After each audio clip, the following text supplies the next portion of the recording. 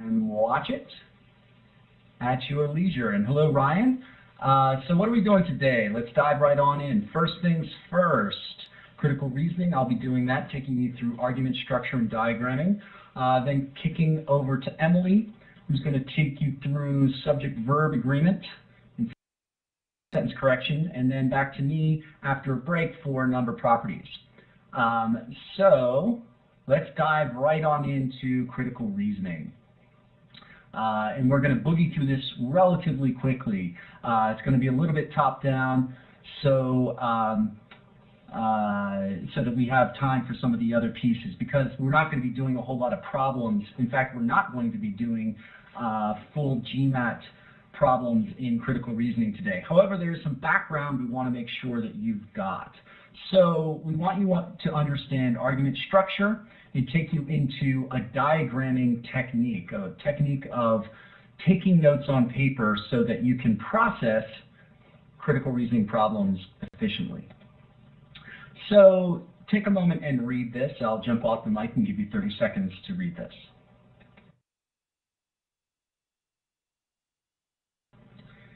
In fact, I'll take that back. I won't even give you 30 seconds. So let me ask you, what is the most important claim in this argument? So go ahead and type it in. It's going to come to just us. You're going to private text it to us. What is the most important claim in this argument? Go ahead, everyone, type in.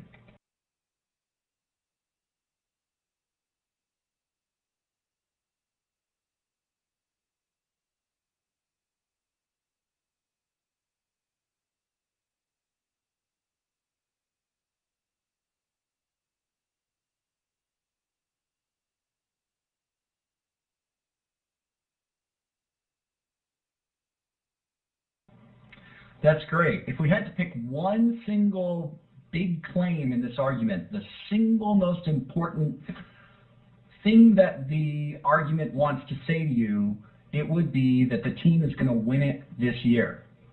Now, that's not the only thing that the argument is saying to you, but that's what we call the conclusion of the argument. And so I'm going to put down two words for you to remember how to identify the conclusion. It's big, and it's a claim. By claim, I mean it's not necessarily a provable fact. In fact, it's different from a fact because someone's saying it as a claim. In other words, you could dispute it. For instance, the state championship will take place in 4 months is not disputable. When they state something in it could be future tense, but when it's stated like a fact, you can take that at face value. But the team will win it this year. Well, that's arguable, even though it's also in the future tense. And seems like the other one, that is a debatable claim. But that is the most important claim, so we call that the conclusion. Now, everything else that is stated in the argument is what we call premises. And there are two types of premises. One is just straight up facts. So things like the state championship will take place in 4 months. And the other version of a premise is a little claim. In other words, it's also something that's debatable, but by little I mean it's not as important. Finally, there are some assumptions. And by definition, assumptions are not stated in the argument. That's why we have parentheses there. So go ahead. I'm going to put us now back on overall, like we're public texting now. Go ahead and type in some assumptions so everyone can see them. What are some assumptions in this argument? Go ahead.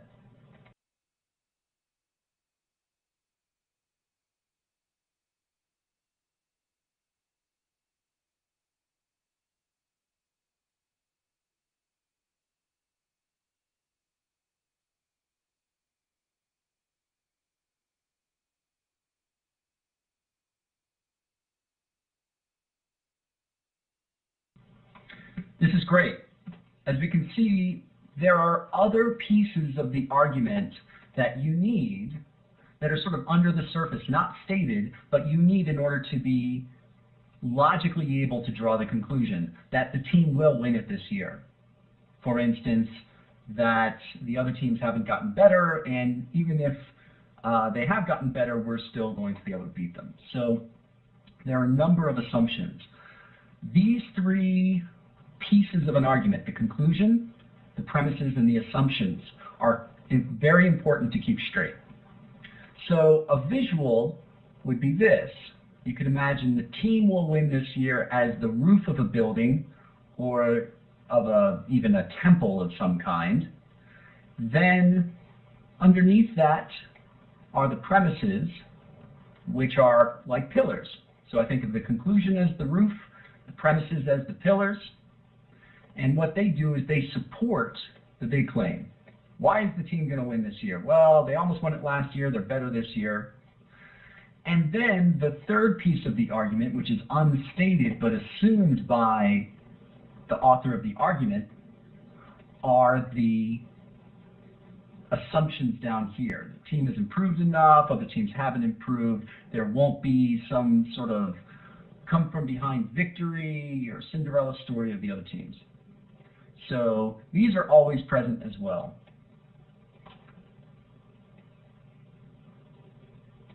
So, oops, jumped way ahead here somehow. So a couple of things about constructing an argument. Accidentally held down the move forward button.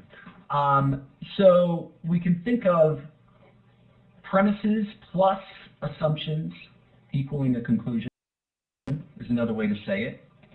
Again, premises are either stated facts or they're little claims, they're some kind of opinion.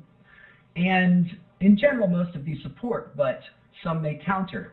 Let me ask, and go ahead and reply all in the text window, why would there ever be a premise that would counter? Why would we ever have a premise in an argument that would actually counter the conclusion?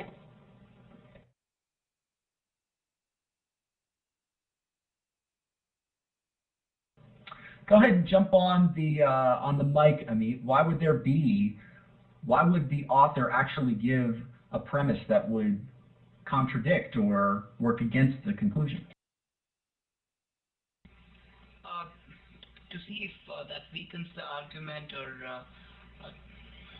basically determine if there's a contradiction in what is being stated.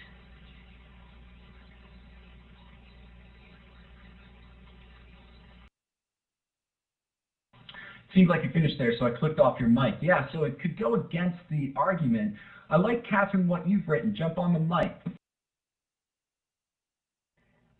Just if it's an opinion that is obvious, where they would play devil's advocate, the individual that's constructing the argument might raise the points so that they know that they've thought about them and they still believe that their conclusion is correct. Exactly. So you sort of inoculate the crowd, and you might introduce it with something like, even though the other teams have gotten better, our team is still going to win this year.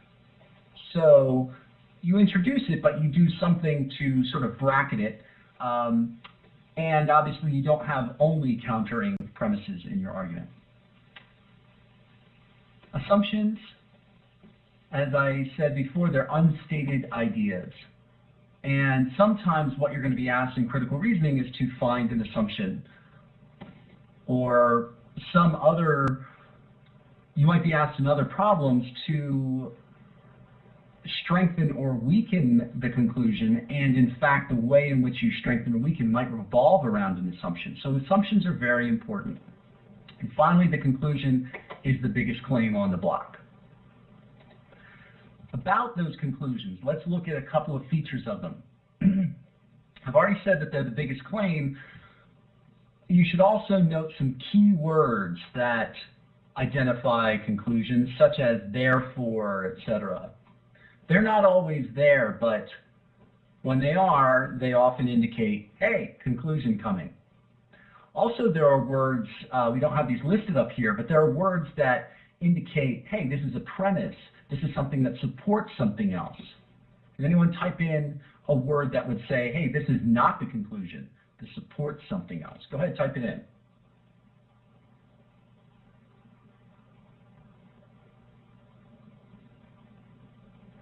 So a word that would say, yeah, something if you say despite or although or whatever, probably the thing behind it is not going to be the conclusion because that would somehow counter it.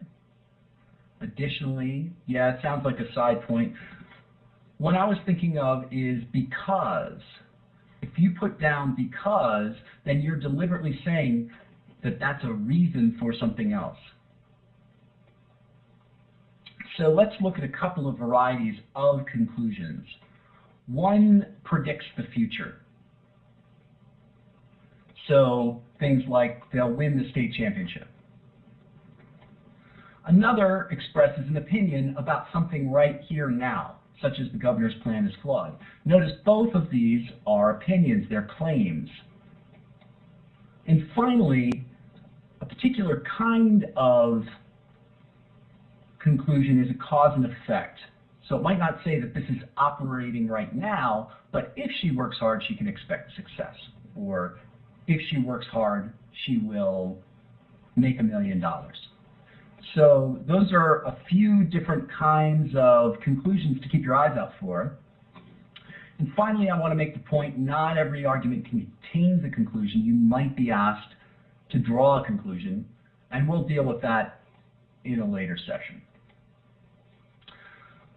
Now, if you've already taken a practice test, as many of you have, then this might have been the way in which you approached and went through critical reasoning. I'm just going to show the slide and take a few moments to look it over.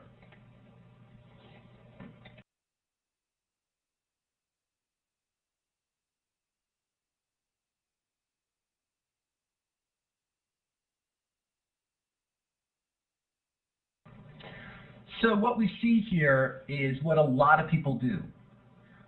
You're under time pressure on the GMAT. So what do? You read the argument, this stuff up here, and you dive right into the answers. And you look them through and you say, I'm not really sure. And you go back and you reread the argument, and then you reread the answers. And you knock a couple out, maybe D, maybe A, but you're not still sure, so then you got to reread the argument again. And maybe then you understand it, and then you make a choice. This is not a good process. Here's why. Up here is the truth. The truth shall set you free, my friends, and this stuff up here is the truth that you have to get solid on. That's what's given to you. There are 5 answer choices down here. What's true about 4 of them? Type it in. What's true about 4 of those answer choices? Type it into everybody.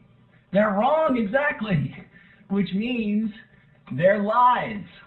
You've got 4 big old lies down there and 1 thing that's true. And what are those lies trying to do? They're trying to distract you. They're trying to confuse you. They're trying to tell you things that pollute your mind. Quick, don't think of a purple cow. Stop thinking of that purple cow. Don't think about that purple cow going moo, nothing like that. What are you thinking about? You're thinking about a purple cow. So as soon as you read these lies, they get in your brain, and it's hard to dismiss them. So what we want you to do is to slow down on reading the truth and be sure about what it means before you dive into the answer choices. And we'll see that in a couple of cases, you can even kind of predict what the answer is going to look like as if it were a fill in the blank, as opposed to picking from among 4 lies and 1 true statement. So we want you to slow down and really process this thing. How do you slow down? You take some notes. This test takes place on computer just as you are now, and it's really hard to read on computer. and make sure that you get things down. We want you to have one productive read as opposed to a quick skim, dive into those wrong answer choices, and then you get it wrong. Have to reread anyway. You get higher accuracy because you've understood the thing better. And also, we want you to have an organized approach because then you can improve it. Now, will you go through necessarily all the steps of this diagramming when it comes time to take the GMAT itself? Maybe, maybe not. It depends on your comfort level with the process. But what we find is that if you try the process out a little bit and give it a shot over the next few weeks, then you have a way of improving yourself on critical reasoning. So how do you diagram? Here's how. First of all, you read the question, because the question either could contain the conclusion itself, or it might indicate something about the conclusion that lets you find it more quickly. Then you read the entire argument, and then you're going to construct a T diagram. And the T diagram is a way to sort of privilege that roof, that conclusion. So you build this T, and as you note, you might see that the T is a little bit lopsided. That's because what's going to go up here is the conclusion, and most of the premises that are going to go down here support the conclusion. And then only if you have some stuff that counters the conclusion would you put it over there. And some arguments won't even have any countering premises. So the pieces are the conclusion goes up top, and then supporting premises go there, and counter premises go there. Now, you haven't read, that's a great question, Catherine. You haven't read any assumptions, right? So as you're taking notes, you're not, in theory, writing them down here or here. But if an assumption or a lack of an assumption occurs to you, you say like, what about such and such? It seems like there's a gap in this argument. Put them down below and put them in brackets or something like that, or parentheses, so that you know, hey, this is not actually part of the argument. Now let me make it a very important point. You are not copying down the whole dang thing. Your notes here have got to be very, very stripped down. You're not going to use this to answer the question. You're always going to have the argument on the screen, so it's not like it's taken away from you. Rather, in the process of building this, you understand what you're reading, and it slows you down appropriately so that you are solid on the truth. Then when you are answering the questions here, you are not scanning back necessarily over this whole thing, but it was the process of making it that helped you understand. So let me demonstrate what a diagram for our Rivertown High School girls basketball team might look like. So we've got our conclusion up top. We've got some of the premises here, the ones that we're supporting, and then if you have a question that counters, you're thinking of this as an assumption, throw it over there, or you might throw it underneath. So let's try this, and then with a couple of real GMAT arguments, and then we'll move on to the next thing. A couple points about shorthand. You have your own way of making abbreviations. Use it. You've been taking notes all your life. The only difference here is that you're not taking notes to study from later on. Rather, you're taking notes to capture and comprehend in the moment. It's very different. So go ahead and abbreviate drastically. Reduce whole words to single letters, because you'll remember them. You might underline some key words. Use arrows for cause and effect. If someone says something, use colon. I like to put down big old butts like this so that I know a change in direction. Like was asked before about however. Hey, that's a change in direction. I got to realize that. Arrows for increasing and decreasing, examples, etc. However you do this is going to be up to you. So I'm going to give you a minute. Go ahead and diagram on your own paper this argument. Go ahead.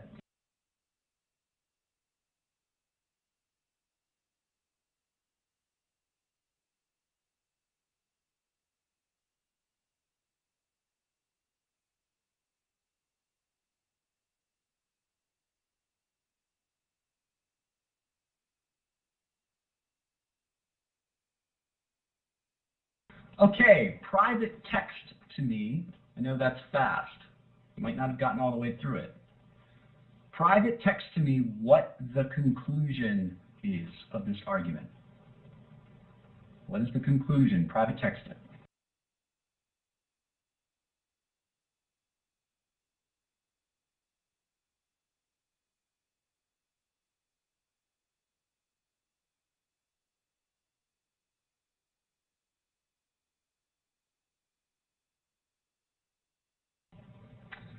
Yep, I'm seeing lots of good responses here.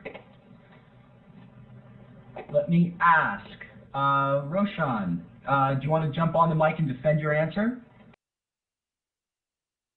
Well, it seems like I guess the way they concluded is the fact that there are fixed routes and it's cheaper to get a plane instead, and the world is spreading out, so therefore the market for the train will not exist. I guess that's what they're kind of trying to push for.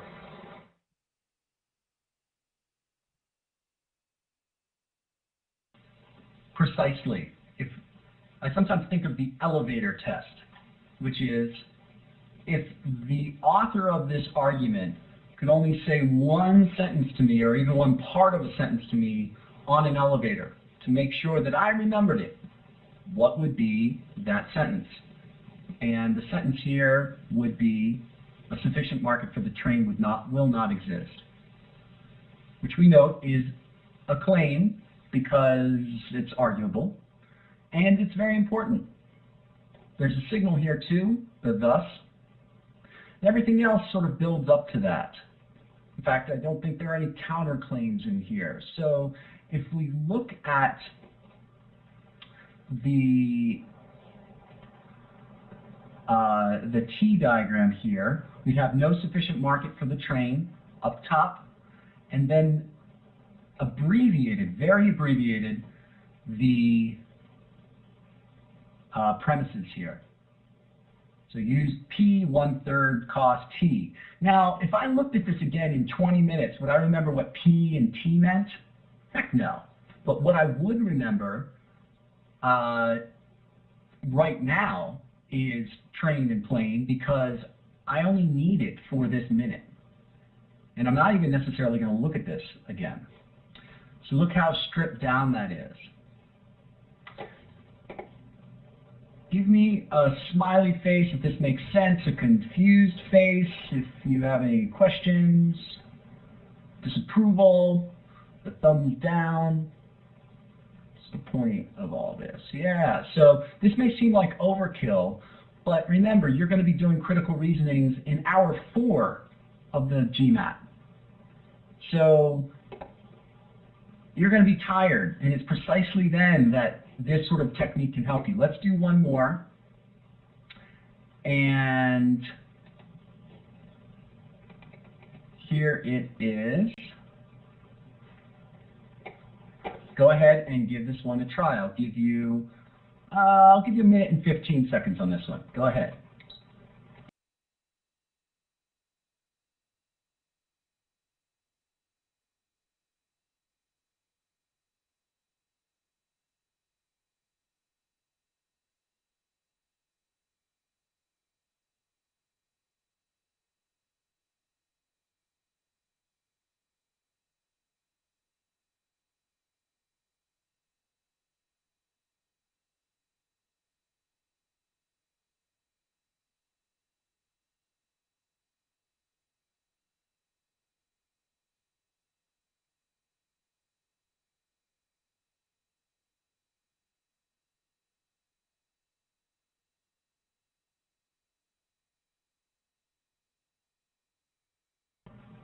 Okay, that's 1:30 I actually gave you.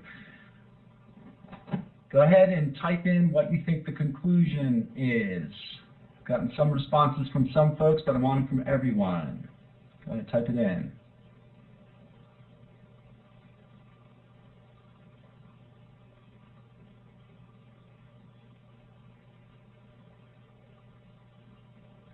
One thing I'd also say is be sure to stick to the wording for the conclusion in particular. Don't change it too much from what you read up here.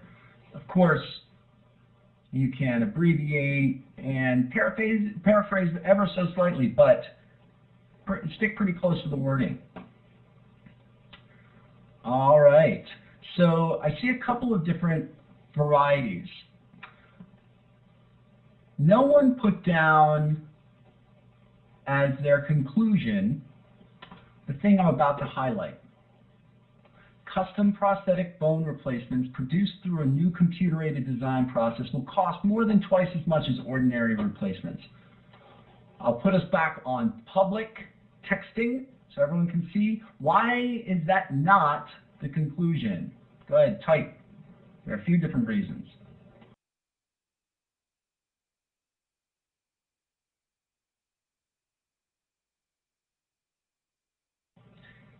Yep, counter premise. We see although, and there's another reason too.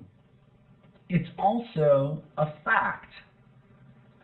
Even though it's in the future tense, this is the kind of thing that would be provable, that these custom bone replacements will cost more than twice as much as ordinary replacements. That's not going to be that debatable. So that's a fact. Notice that fact stands against whatever our conclusion is going to be because of this although. And that alone is enough to tell you. So we know it's not going to be the yellow part. Now, almost everything else in here, in fact, I would argue everything else in here, is somehow a claim. So we've got custom prosthetic bone replacements, which I've just abbreviated as CR, are still going to be cost effective, or should still be. The surgery recovery time is going to go down. These are going to last longer. Need for hospital stay is going to go down as well.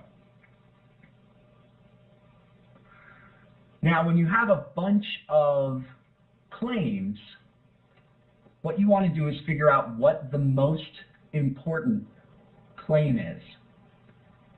And that's also going to be the one that's last in the logic chain. In other words, everything else leads to that, or points toward that. So let me draw in a couple of arrows. The surgery recovery time going down. No one said that's going to be the conclusion. That's pointing towards something else. Let's say that.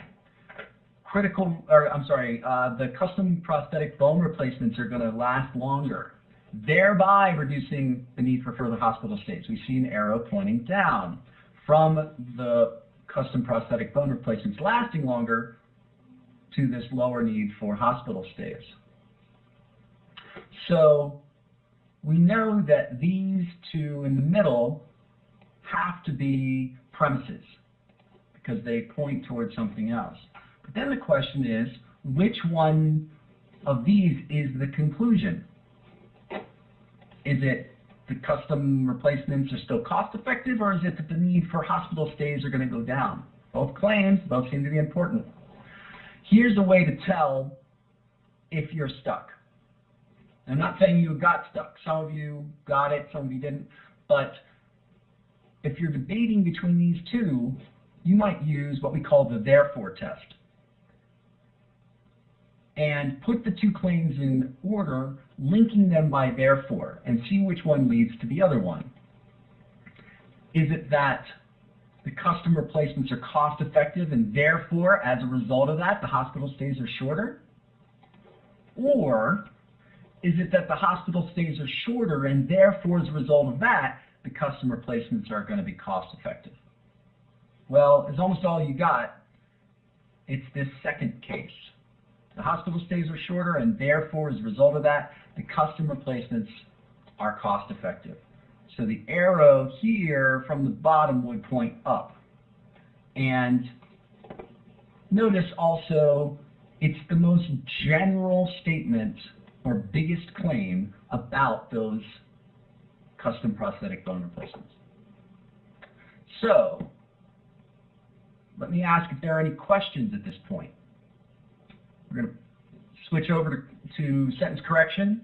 This is a quick intro to argument structure and diagramming.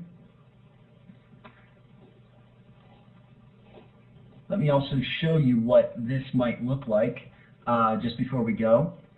The CPBRs, or just simply CRs, should still be cost effective.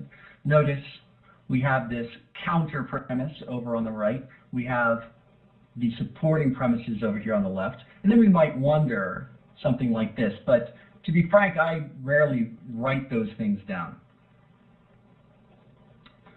So, any questions? Therefore idea. Yes, I'm seeing that now. The therefore idea is if I'm debating which of these two is the conclusion, then I can put them in two orders. Let's say that there's claim X and claim Y, and I'm wondering, is it X, is X the conclusion or is Y the conclusion? Well, I test out X, therefore Y, and Y, therefore X. Ryan, which one of those makes sense in this case? Jump on the mic.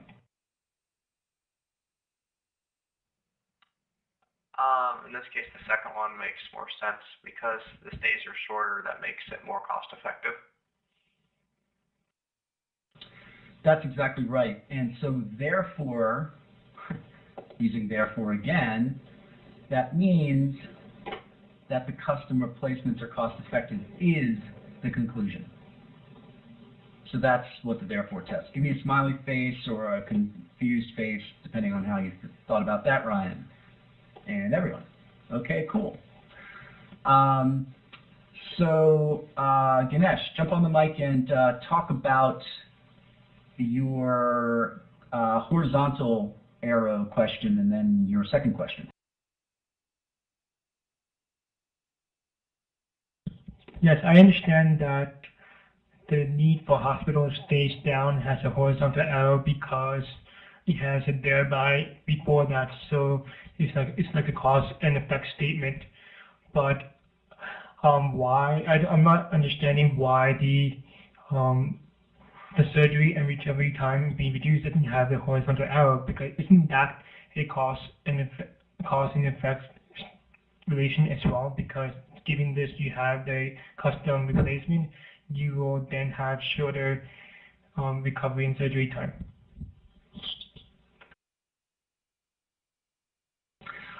Well, notice that simply by putting this here, by putting any premise on the left side, you've said it supports the conclusion. Now, whether it supports the conclusion directly or it supports through reducing the need for further hospital stays is debatable. I would say the surgery and recovery time is immediate, and then by these things lasting longer, you don't have to come back for further hospital stays. So I would say that this guy leads to this guy, which then supports that. But the point is that all of these support the idea that they're more cost effective. And further hospital stays, if you have additional ones, it's true, but that if they're flat rate expense in the sense of, oh, it's all covered by my insurance, then I might not have to pay for them. But I don't necessarily have to think about that possibility. Yes, it's an assumption that the further hospital stays cost something. But one thing I would caution you on is trying to think of every possible assumption ahead of time, because you might not need them all. In fact, a lot of times you don't need the one you thought of. So I would kind of warn you off of trying to poke holes necessarily in the argument ahead of time, unless it's pretty obvious what the gap is.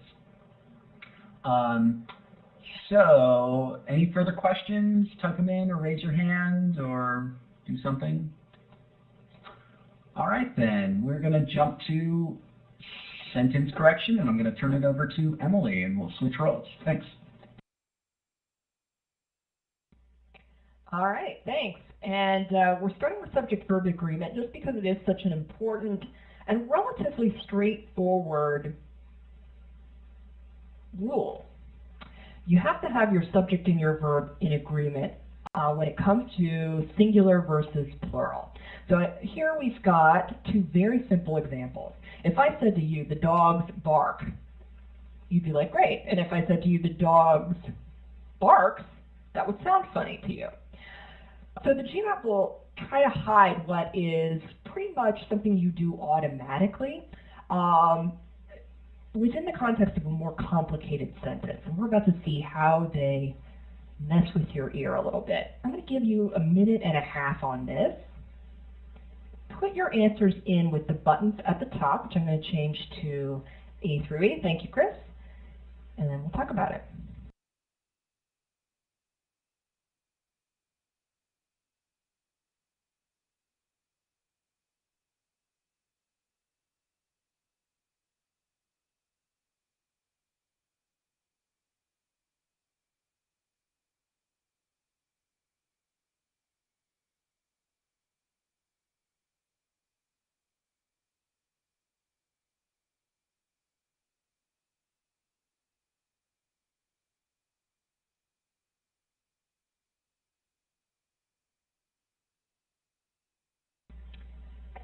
All right, so that's the timer. Get in the habit of putting an answer in, even if you're not completely sure. You should be able to eliminate some choices if you are splitting and re-splitting, as we talked about last week. Chris, looks like you've got an answer in. So would you grab the mic and talk about what split you used first? What did you see in the choices that led you to check something and eliminate some? Yeah, I was looking at the has been established versus have been established, and then I also looked at the is at the end versus the are. So those were the two ones that I looked at and got it down to B versus E. And so, based on that, I was looking on the the period being tied to has, and then the what being tied to is.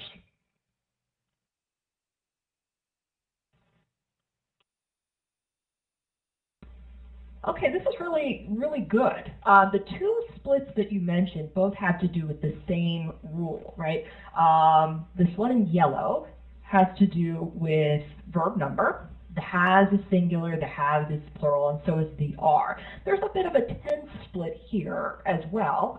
A through D have the present perfect tense, which we're going to talk about in a future session, so don't worry about it so much for now. And E has the present tense.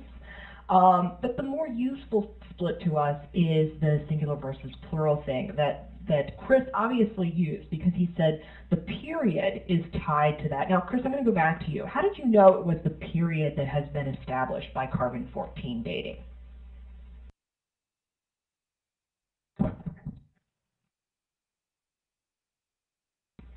You might want to click on the mic again. I heard you pick it up, but then I think you clicked right back off.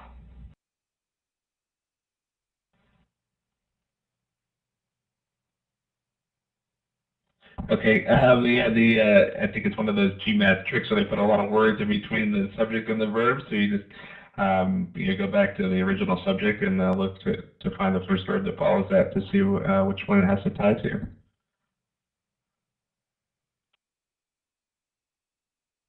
That is precisely what they're doing. All of this stuff in the middle is descriptive information, which for subject-verb agreement purposes doesn't matter to us.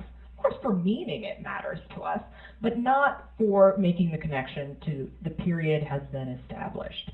So that's basically our job. Anytime you see a verb split that's singular versus plural, go find that subject.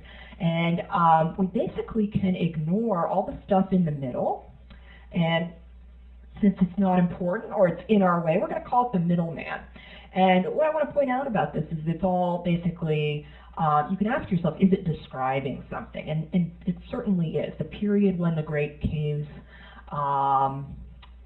at these two places were occupied, that's a whole descriptive phrase. It tells you something about which period they're talking about or when it occurred. Within that, there's some other descriptive phrases. At Moscow and Altamira further describe the caves.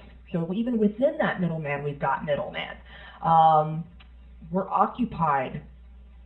That's more about the caves, but by whom? One more descriptive phrase, sort of talking about who they were occupied by. So another middleman within a middleman.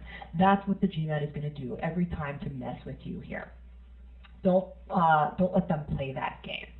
So let's go back to our choices and show that this is really key here. We can get rid of anything that has a plural verb in it. The have been and the are both plural.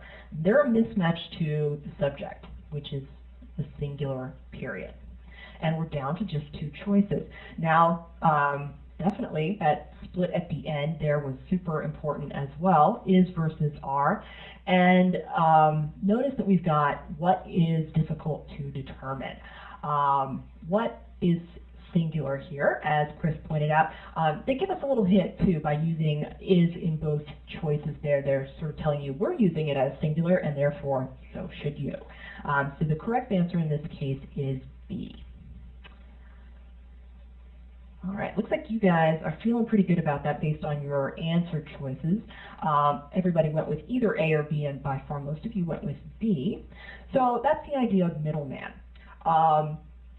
There's this other thing called warm-ups, which is basically when you see a descriptive phrase at the very beginning, and it's often set off by commas. And in both middlemen and warm-ups, we can basically ignore them as we match the subject and the verb. The number of acres, well here this prepositional phrase just tells us number of what. We could just say the number is large, because if we're counting acres, we've got some number in mind, and there's our subject-verb pair. In France, comma, there's a warm-up. That prepositional phrase just describes where we're saying people enjoy snails. But people enjoy, that's our subject and our verb pair. Prepositional phrases show up a lot on this test, and these are by far the most common prepositions listed over here. These are the top 9. Another type of middleman you'll see is a subordinate clause, also big on this test. So clues to a subordinate clause are WH words, relative pronouns, and the word that. Okay, so you can maybe jot these down. Sometimes they will have commas associated with them. When the word that is used, it won't. When you use who, sometimes you'll have commas, sometimes you won't. Basically, the commas are there when the subordinate clause is kind of optional to the meaning. I could just say, my cat is big, and you guys will still know what I mean. The which has fleas is just extra information. But if I say the mouse is gray, I haven't conveyed my full meaning there. My meaning here is to talk about this particular mouse. But either way, you can use commas, and even if commas are not present, a relative pronoun indicates that this is middleman. I still want to match the mouse and is. One other common type of modifier, actually a couple types, are participial phrases. So you can have present participles, which are the ing words. Here's an example of that. The bird flying overhead. Well, which bird is it? I usually sort of do a sanity check. If I'm wondering that if something's a middleman or a modifier, I ask myself, is it describing something? Or does it answer a question about something? In this case, flying overhead answers which bird. And so the bird is your subject. Considered a purebred, that's a past participle because that ed word. So this is something to note and remember when we talk about verbs. Sometimes ing words and ed words have to do with verbs, but actually more often than not on the GMAT they are used as parts of a modifying phrase. This last one about the dog is an appositive. It's basically when you equate one noun with another. So basically here we're saying, my dog equals a Labrador. And the commas are a big signal there as well. Any questions on this? Trying to keep an eye on the chat window in case people do. All right, let's move on to our next example.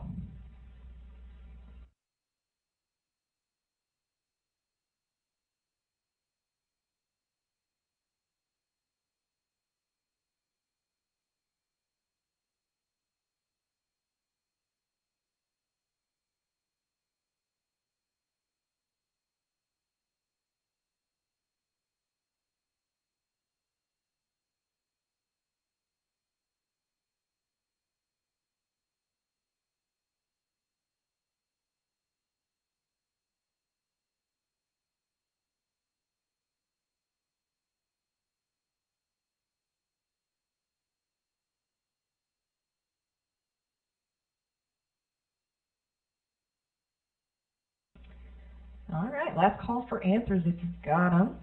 Best answer, even if you're not completely sure. Make a guess. I'm going to direct your attention to one particular split here, because I suspect you guys all used this at some point, the provide versus provide split. In fact, I'm fairly sure you guys use this because there's really only a couple other splits here. There's the split at the beginning,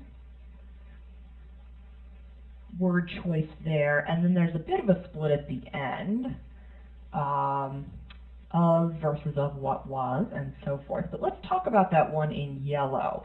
John Laurent, if you use that one, can you tell me what provides evidence of a crucial step?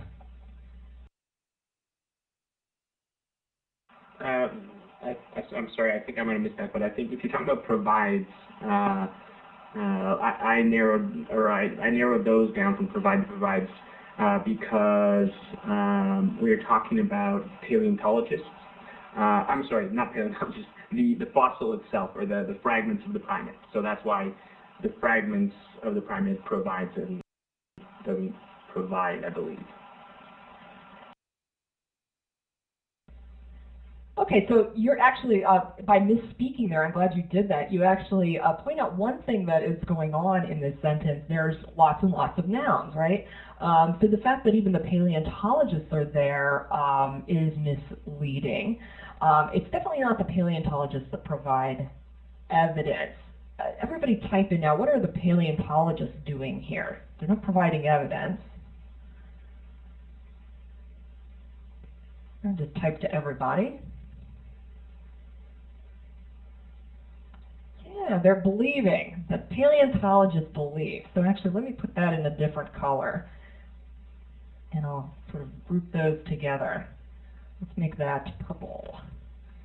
Yeah, paleontologists believe. And plural in both cases. Plural noun, plural verb. Notice that when the verb is plural, there is no S on the end. It's like the opposite of noun. So don't go into autopilot mode and put an S on the end of both words as you make these pairs. Paleontologists believe it's perfectly fine. Obviously it is, because it's not underlined. Also notice that the GMAT writers are not playing the middleman game on us with this one, because this is not a decision for us. Paleontologists believe are together. But paleontologists believe something, and within that phrase we've got possibly fragments, but don't we have some other stuff? Did anybody pinpoint a different noun? I'm going to play devil's advocate here. Jawbone, the jawbone provides evidence, right? Yeah, Andrew. Your answer indicates that you didn't think it was the jawbone that was the subject, though. So both things could be true, right? Fragments provide evidence, or the jawbone provides evidence. So Andrew, how did you end up deciding between those two? I thought that the fragments were describing the jawbone, so that it's really the jawbone what you're going after.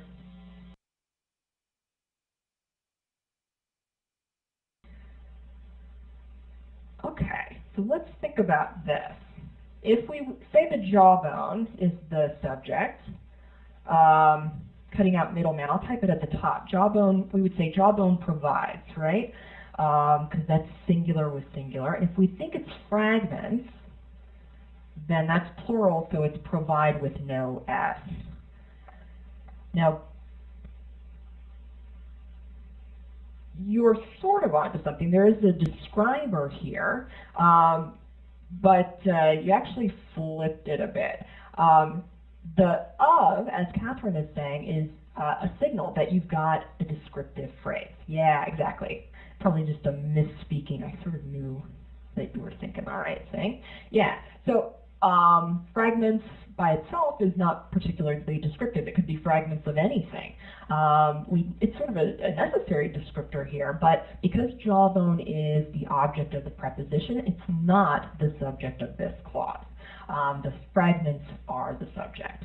And therefore, we would cross out jawbone provides. It's fragments provide, and that lets us get rid of any choice that has the provides in it, which is 3 of them. So I'll go back to you, Andrew.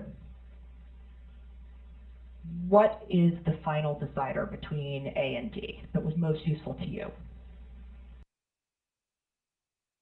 That would be at versus to be. I'm not very good with I guess correct English, so I just used by ear. I knew that at sounded more correct than to be. All right, you certainly weren't alone in that, but your classmates are disagreeing with you. They're saying at.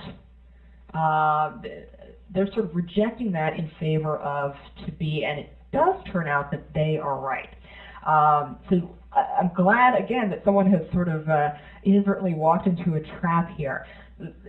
There is no other way of deciding between those two than using your ear. That's an idiom. It's basically, what do we follow the word estimated with? Estimated at, estimated to be, estimated as.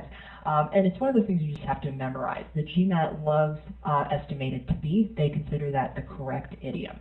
I've definitely heard people say estimated at, but it's not the GMAT's preferred form. Yep. So D is our correct answer there. Any questions that I've missed? Yeah, so Danielle, you were kind of going along with Andrew on that one. Yeah, it's because the GMAT doesn't like estimated at. And what's the reason they don't like it? Beats me. I don't know. They just like estimated to be better. And it's cropped up on enough of these questions that we know that this is their strong preference. And I think Catherine might be onto something. I think even with idioms, there's sometimes a little bit of logic that can be applied. At has sometimes a metaphorical meaning about location, perhaps. But I think you run the risk of overthinking when it comes to idioms. You're usually better off just memorizing them. All right. Yeah, and as Chris is pointing out, it would be correct to say dated at rather than dated to be. And they're similar, right? All right, so that's basically what our message is on this one. 2 messages. One is, look out for those warm-ups. Here we've got a basic sentence. Paleontologists believe something. And within the something that the paleontologists believe, we've got this whole new sentence that's embedded within that. Fragments provide evidence. And they're playing a second trick on us by putting not only middleman, which is very lengthy, but also a distracting middleman, which has an alternate possibility for our subject, this tempting noun in the middle, that, no surprise, is the opposite number of the true subject fragments. Okay, so watch out for this type of thing. And this illustrates the limitations of using logic to figure out the subject. If you ask yourself what provides evidence, there's 2 answers to that. You have to rely on the subject of the sentence and realize that of a primate jawbone is sort of subordinate to the main clause here. And there you go. It was D again. So that's what we took away from that, using structure to decide, spotting middlemen according to what types of phrases they are. Here it was a prepositional phrase. I want to give you a follow-up question to this. And this is actually from the book. I'm going to change your text so it goes just to the moderators. Read this. If you like it, just say, I like it as is. If there's anything about it that you would rewrite, if you were free to do so, type that in for us now.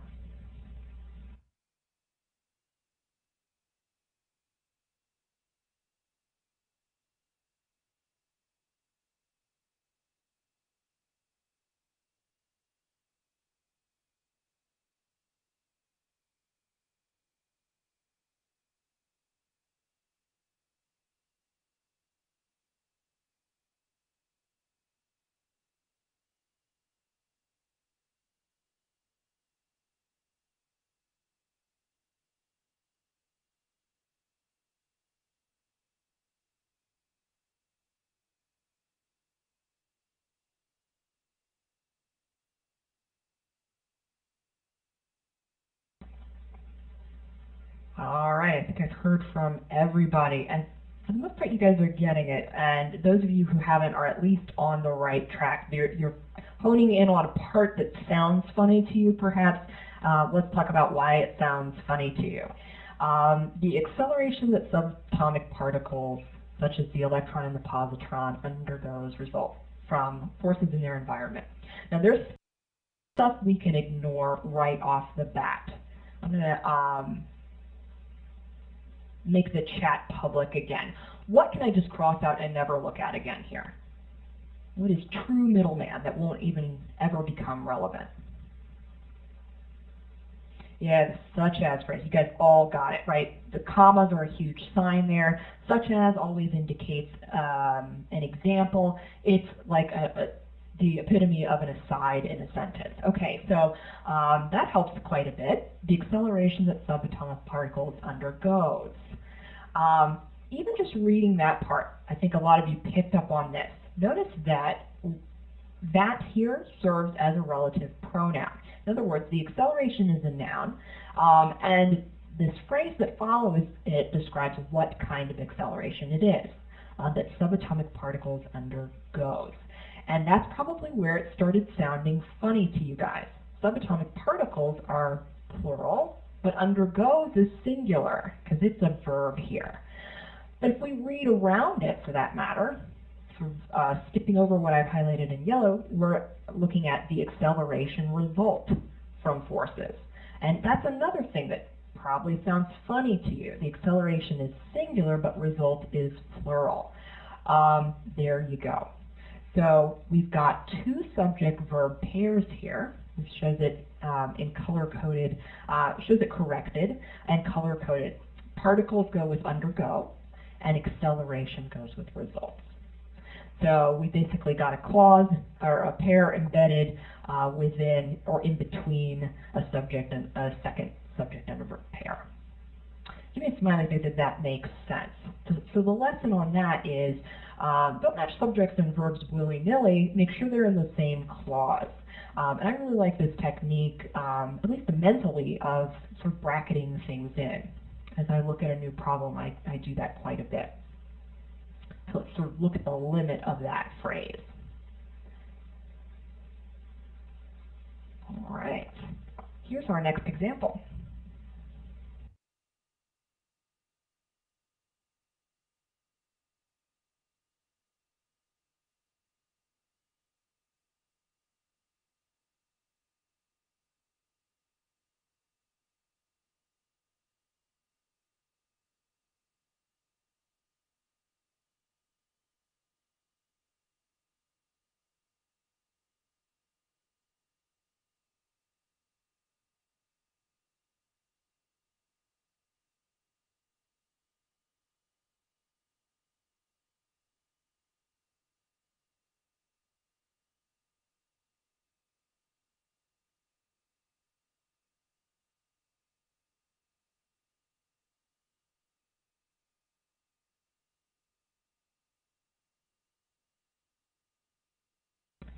All right, final call for answers.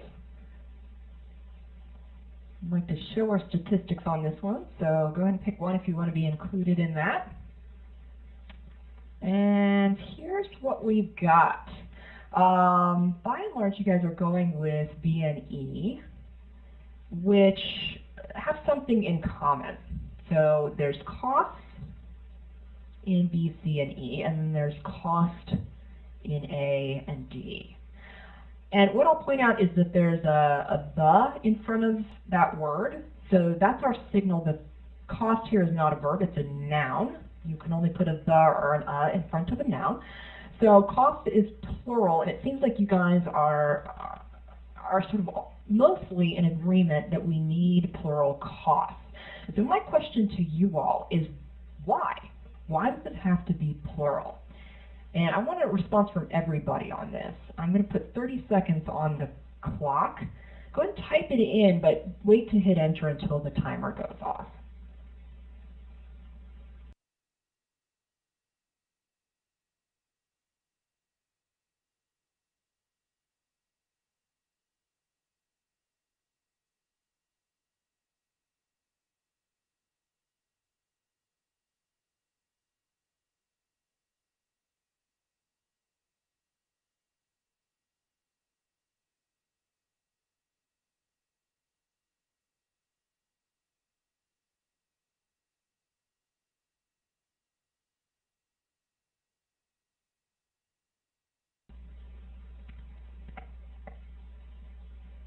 Okay, by and large, we are getting one most popular answer, and it's this one.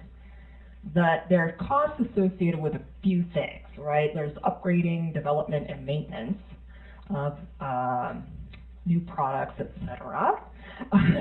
So I'm out with the, it just sounds right. Okay, that I can add that to the list. There's another one mentioned here. Catherine is saying are prohibitive, and so is Angela and Danielle and Rashawn. Okay, so that's the third one that I frequently see. Somebody mentions operations, and that's close, but what I'll point out to you about operations is that they're part of this opening phrase. While larger banks, blah, blah, blah, can afford to maintain their operations, comma, that's a separate phrase. We can sort of ignore it as a big, long warm-up, but there is something else that's plural that precedes the cost here, and that is, anybody see it?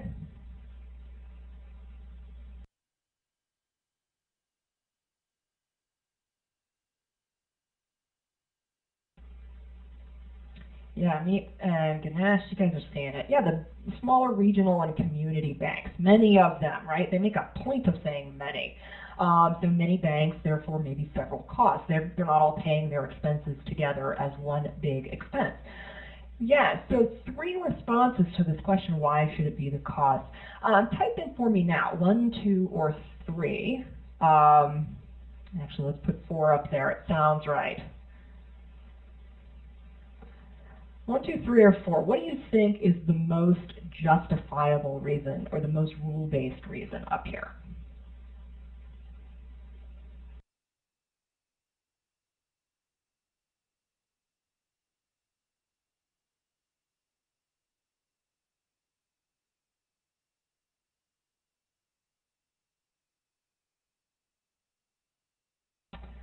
A lot of disagreement. Okay, so what we're going to learn here is the limits of this particular rule about subject-verb agreement. And where you can go wrong by taking them too far. The real reason here is the costs are prohibitive. That is number 3 up there. And Angela, you put this one down to begin with, and you also said it was a good reason. Tell me why this is the subject-verb pair. How do you know that all that stuff in the middle doesn't matter?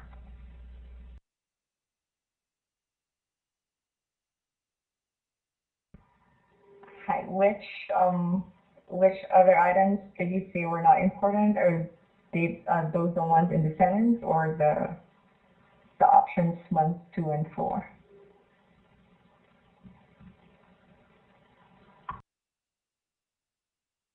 Yeah, sorry, I could have worded that more clearly. What I'm asking you is, how did you originally make this connection between the costs and are prohibitive? How did you know those ought to sort of link together? What is it about all this stuff in the middle that makes it distraction and not relevant to the decision? Oh, okay. I think it was because the others were just describing the types of cost. So the subject was the cost and the verb was are prohibitive. Yeah, there's your key word. It describes, associated with. What kind of costs are they? What is the money spent on? That's exactly right. All that stuff that I just put in the parentheses is the answer to that. What did the money pay for? And it's a big, long middleman. Now, the rule number 2, or which actually isn't a rule, what you guys suggested as the reason or actually rule number 1, or item number 1 up here. You guys said, okay, the costs are spent on, or the money spent on several different things, therefore more than one cost. Watch out for that. There is no rule necessarily that a modifier has to agree in number with the noun that it's describing. Chris is giving you an example in the chat window here in a minute, or right above what he's got there. The cost associated with both things is terrible. One singular cost could be paid for multiple things. Here's another example. The cost of ice cream and chocolate sauce is well worth it, because maybe I pay for both items together. Likewise, you could say the costs of owning and maintaining a home are large, because maybe I pay for those things separately. So the fact that it could go either way means that this isn't really a rule. Sort of a happy accident that you end up with costs by thinking about it that way. Now, what's the deal with the banks? What did the banks do here? Anyone can feel free to grab the mic, because those were mentioned as plural. And they're a noun too. What should they go with?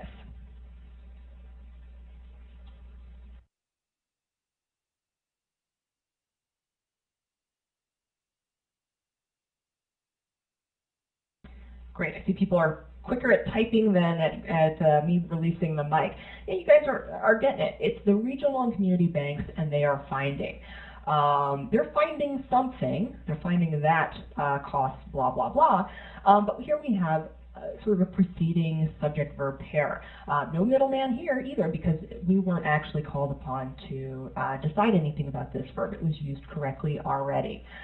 This is like our paleontologists believe example, where there's that framed sentence, and within the phrase what the banks are finding or what the paleontologists believe, we find our subject-verb pair. Yeah, kind of an evil trap, long middleman here. Just to show this a little bit more visually, there's that huge middleman at the beginning, set off by commas. Our basic sentence here is really short. The costs are prohibitive. Even within that, all the description of the costs is middleman, totally irrelevant here, to that particular split at least. Now, you guys, by and large, went with costs, as you should, but let's cross out cost singular. What's the other split that made you guys all like a choice? What was next most useful? So, Jean-Laurent, you're mentioning the end. Andrew, you've got the end as well. So with, from, and of. Jean-Laurent, would you grab the mic and talk about how that was useful to you?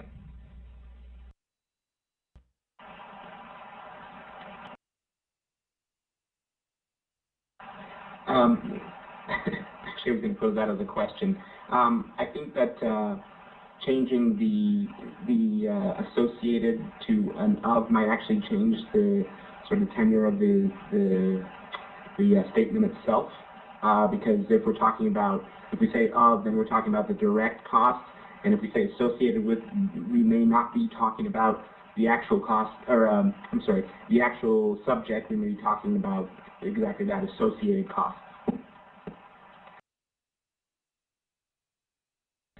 Now, I think you have something there. There is a slight difference in meaning between a cost that's simply associated with something versus a cost that's for something, or a cost of something. Or arising, for that matter, is even different. But that's meaning. And remember, meaning comes only when there's nothing else to look at, only when we've exhausted grammar. And I think Rashawn is on to a more grammatical reason. Rashawn, you wrote parallelism. What's parallel here? I guess in this case, the fact that they say it's and with the development and maintenance of new products, so you'd want to keep the with going. So that's why it's associated with.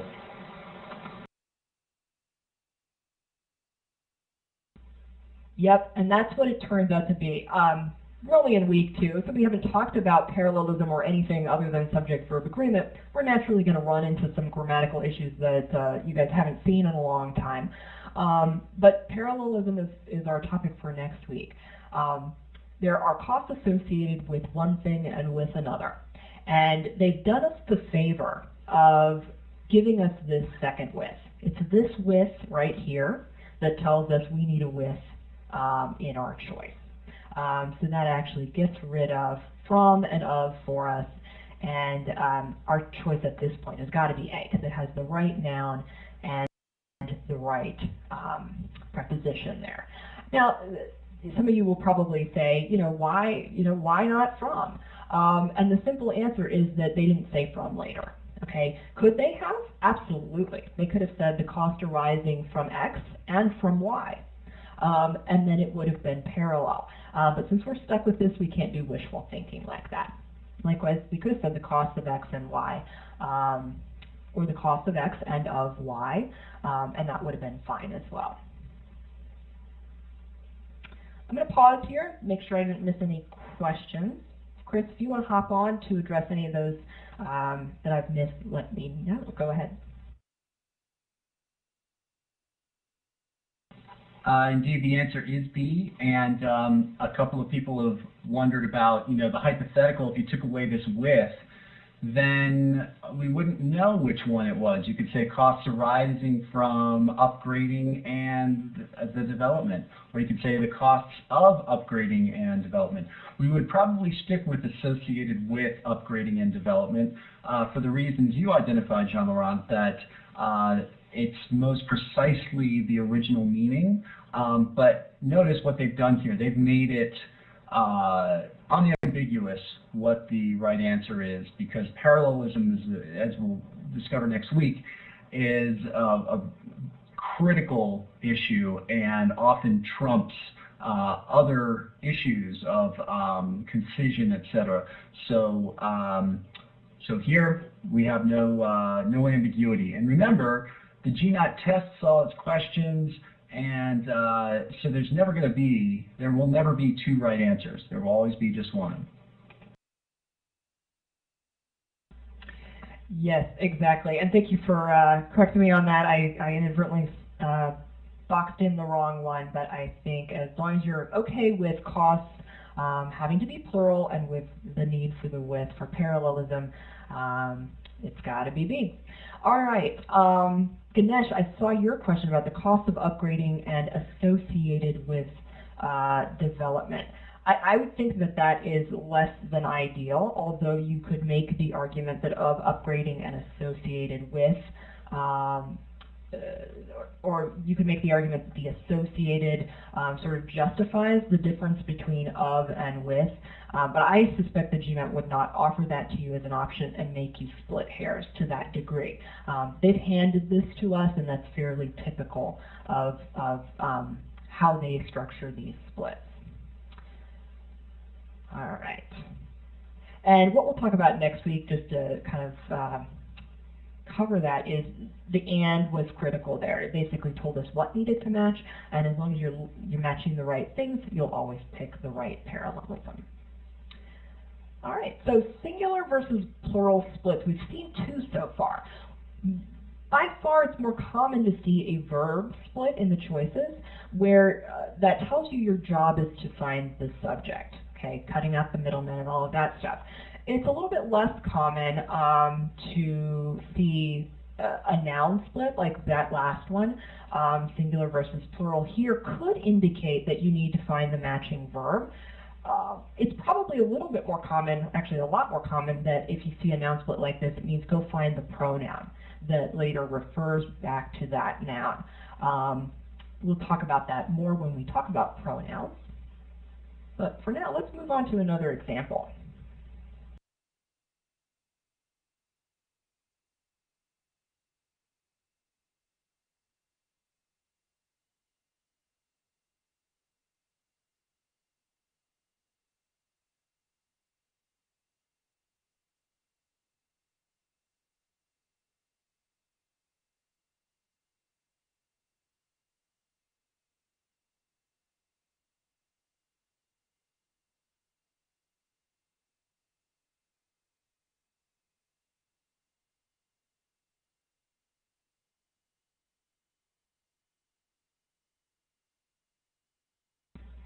All right, last call for answers.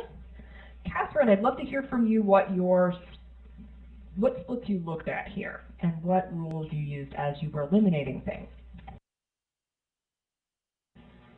The first one I looked at was actually I kind of ignored the first phrase and focused on the predominating industries in the regulatory environment of the states. Obviously determines instead of determine, so I think that was the first split. And then the second one was focusing on each state versus all states and the differences there.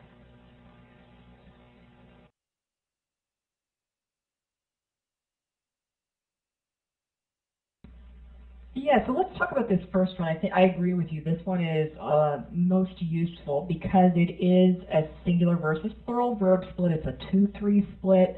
As long as we find the right subject for it, we will get rid of at least or almost half of our answer choices. So you linked this to what determines the type and amount of waste? It's these predominating industries in the regulatory environment. And everybody type in for us now, just whether that's singular or plural.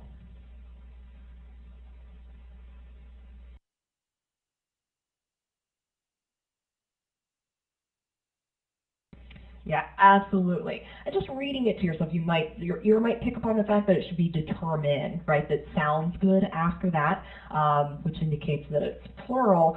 But yeah, we can get rid of anything with determines in it. So that gets rid of the A, C, and D. But what makes it plural is the and.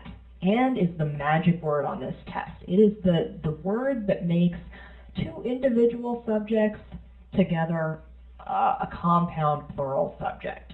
So even if it had been industry singular and environment singular, together the and would make them plural as a team. All right, so you're exactly right on that. Now, how did you deal with the each state versus all state thing? I don't remember if you said so, but go ahead, Catherine, and tell us which one it should be.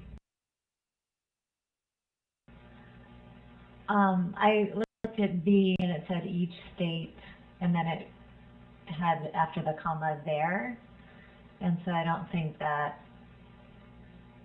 actually worked. Well, all states, and then all states face similar industrial problems. I knew that was consistent with the original intent of the sentence, so I went with E. All right, good, and many of your fellow classmates did as well. E is the right answer. Yes, and there is a pronoun problem in B. If you are going to talk about each state, you should read that as each state individually. Notice, by the way, that they correctly use the singular verb faces since it was given to you in this choice. But if that's singular, you can't later on refer to each state with the plural verb there. And as Rashawn and Catherine both pointed out, the meaning is sort of given to you by the word while. The while tells you that there's a contrast drawn here. While this is true of all states have this issue, each state does something different. So E gets the meaning across nicely by contrasting the two, all states and each state. Great. So you guys are nailing this stuff, and that's basically what we've got here. Catherine pointed out to us that this is warm-up. For now, ignore it and look at the industries and the environment. Determine.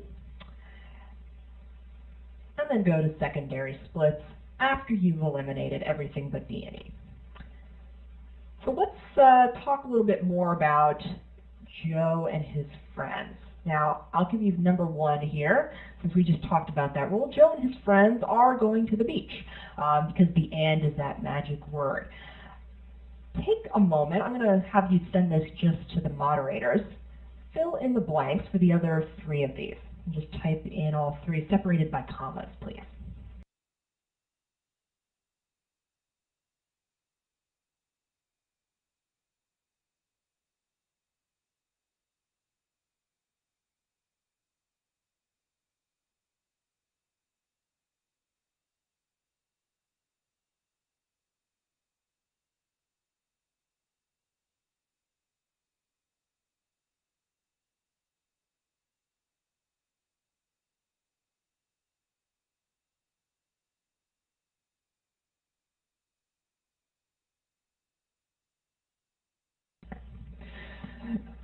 Final statement that rolled in there was, this is tricky. Yeah, you bet it is, because it's all the same people going to the beach in every one of these sentences.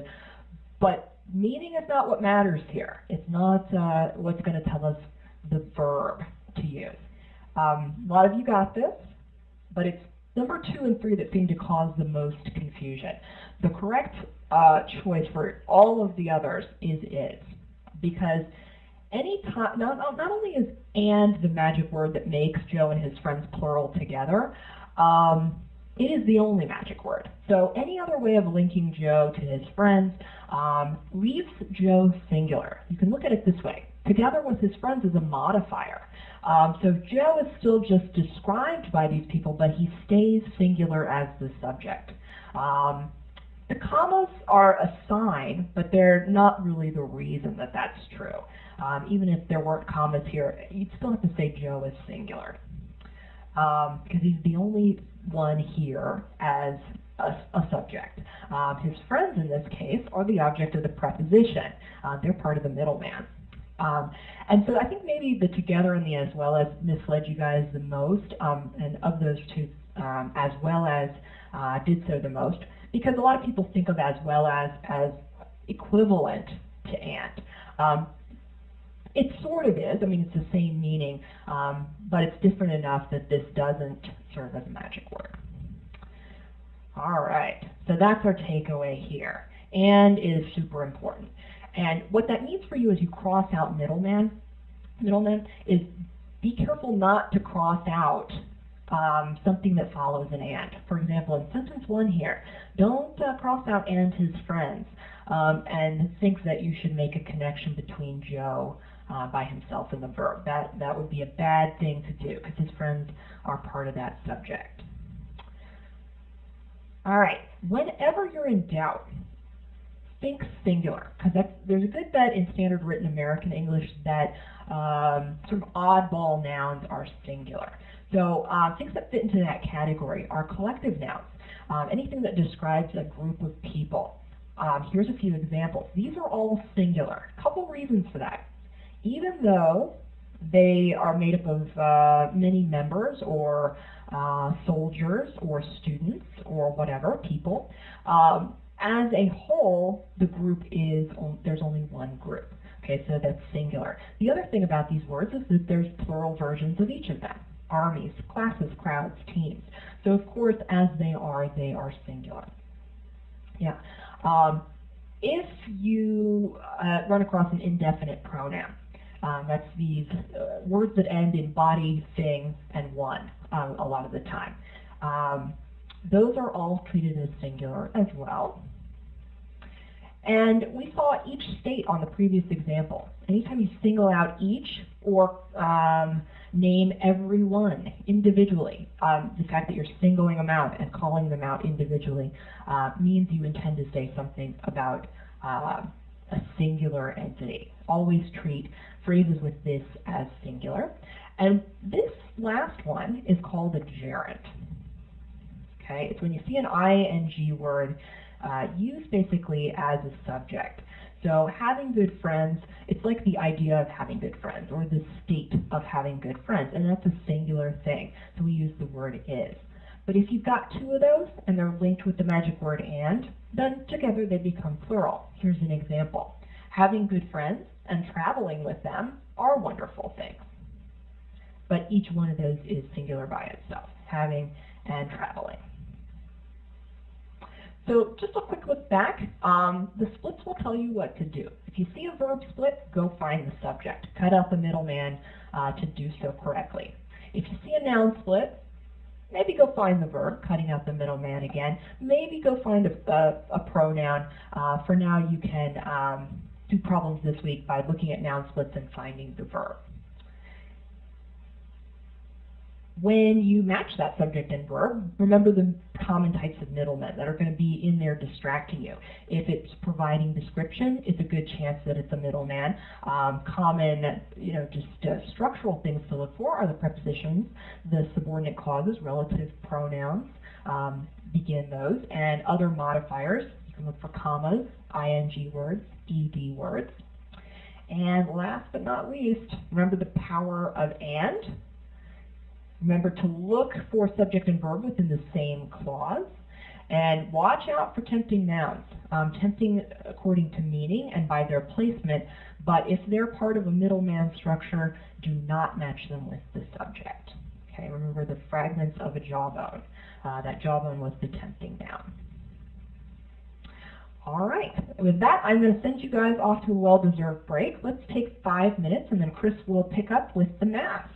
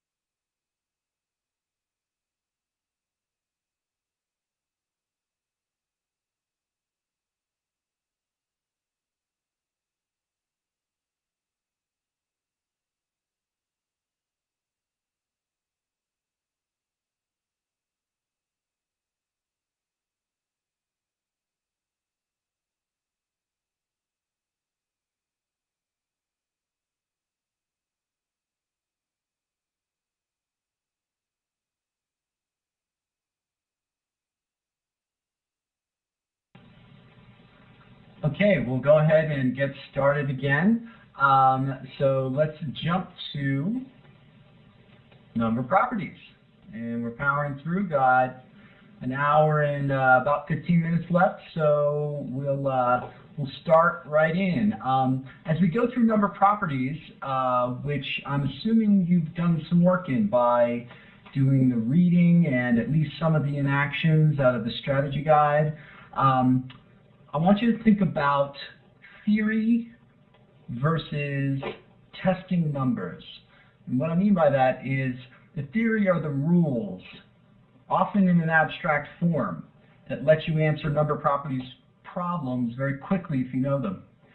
Testing numbers is plugging in numbers to see whether or not you can prove or disprove an answer choice.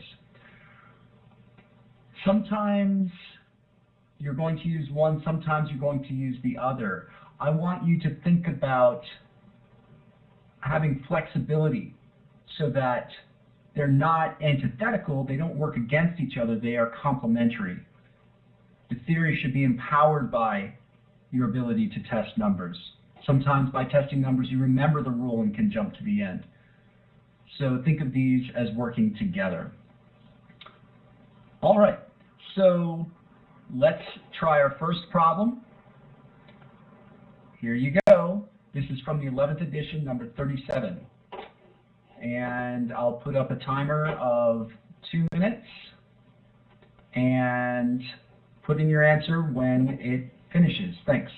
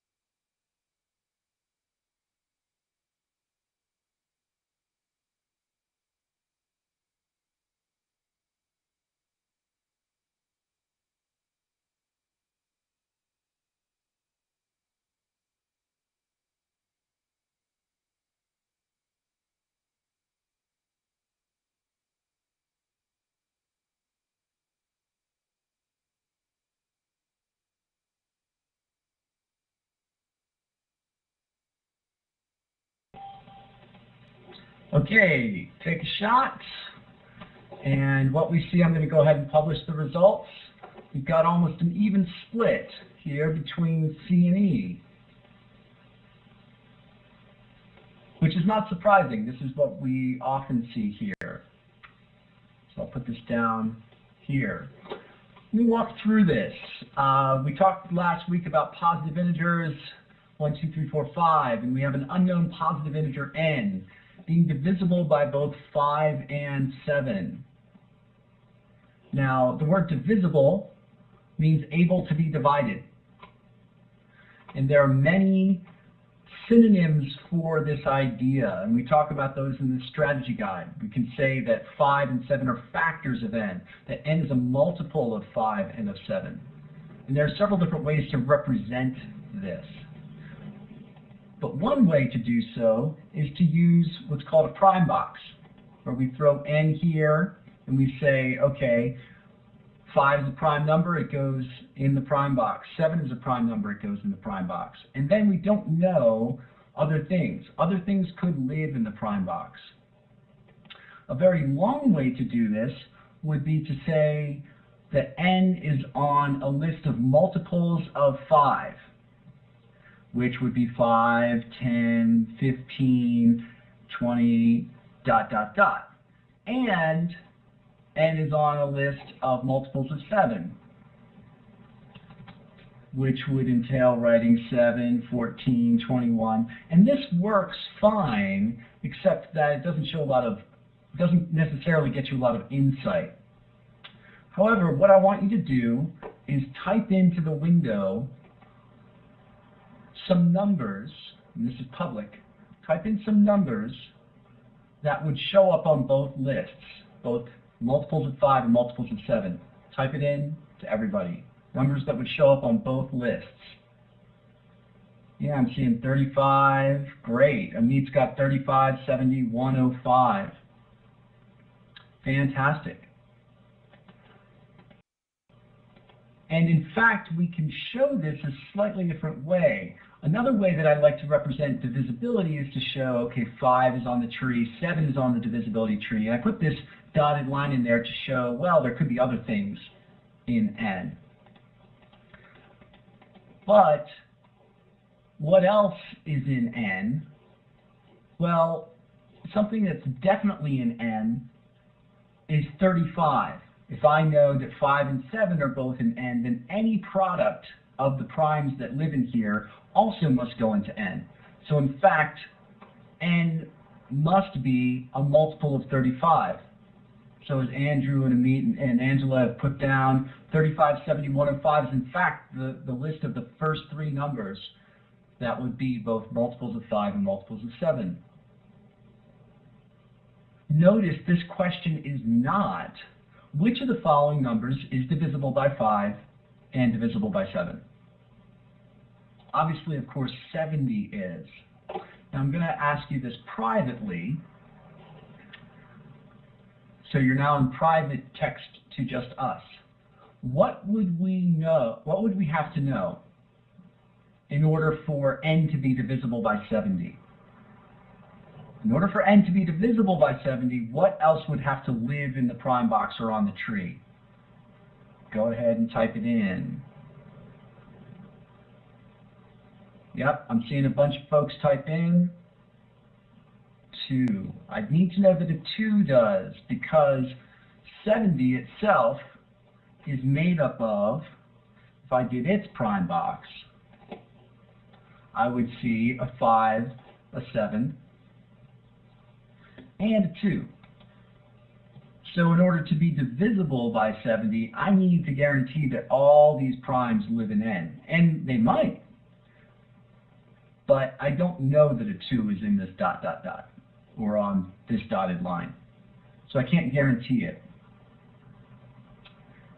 So this one's got a good trick in it, and you could fall for E. Notice, though, it's not asking about which of these numbers is divisible by 5 and 7. It's asking, what else do you know about n? And so here, having a good representation on paper is important. Any questions on this one? All right. Let's go on to the next problem. I'm going to clear the polling. Let's take a look at another divisibility in primes problem. Go ahead. We've got 2 minutes. I'll put the timer on.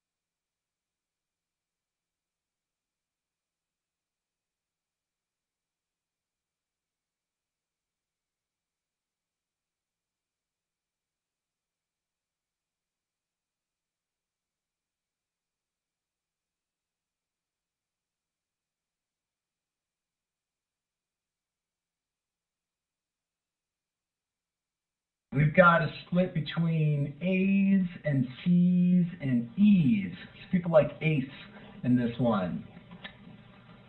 Again, for the sake of time, I'm going to start by setting this up. First of all, we've got a yes-no question, which we can tell by the fact that we start with a verb. Is n divisible by 108? A good answer to that would be yes.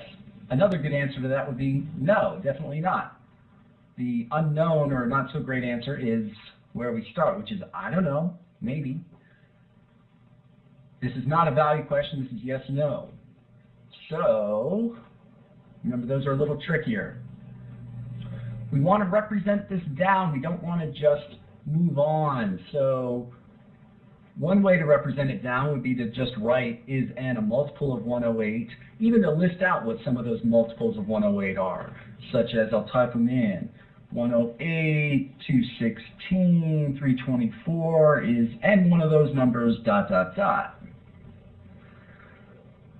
Which is fine to a certain degree. But what we generally want you to do, the reason why we call this divisibility in primes is that we want you to think primes when you see divisibility.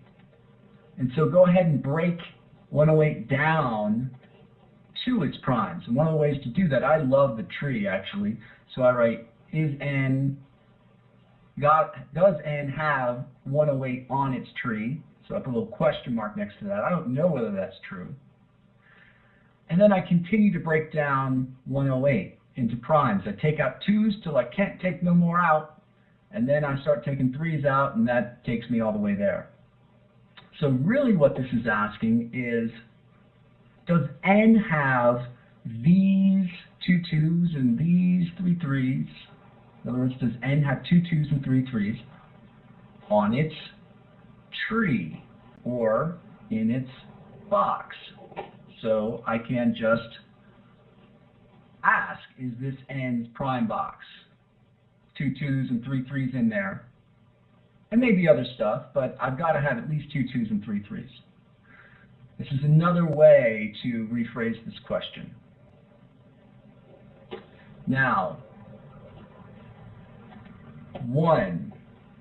We look at the two statements. They look kind of similar, so I'm just going to default start with 1.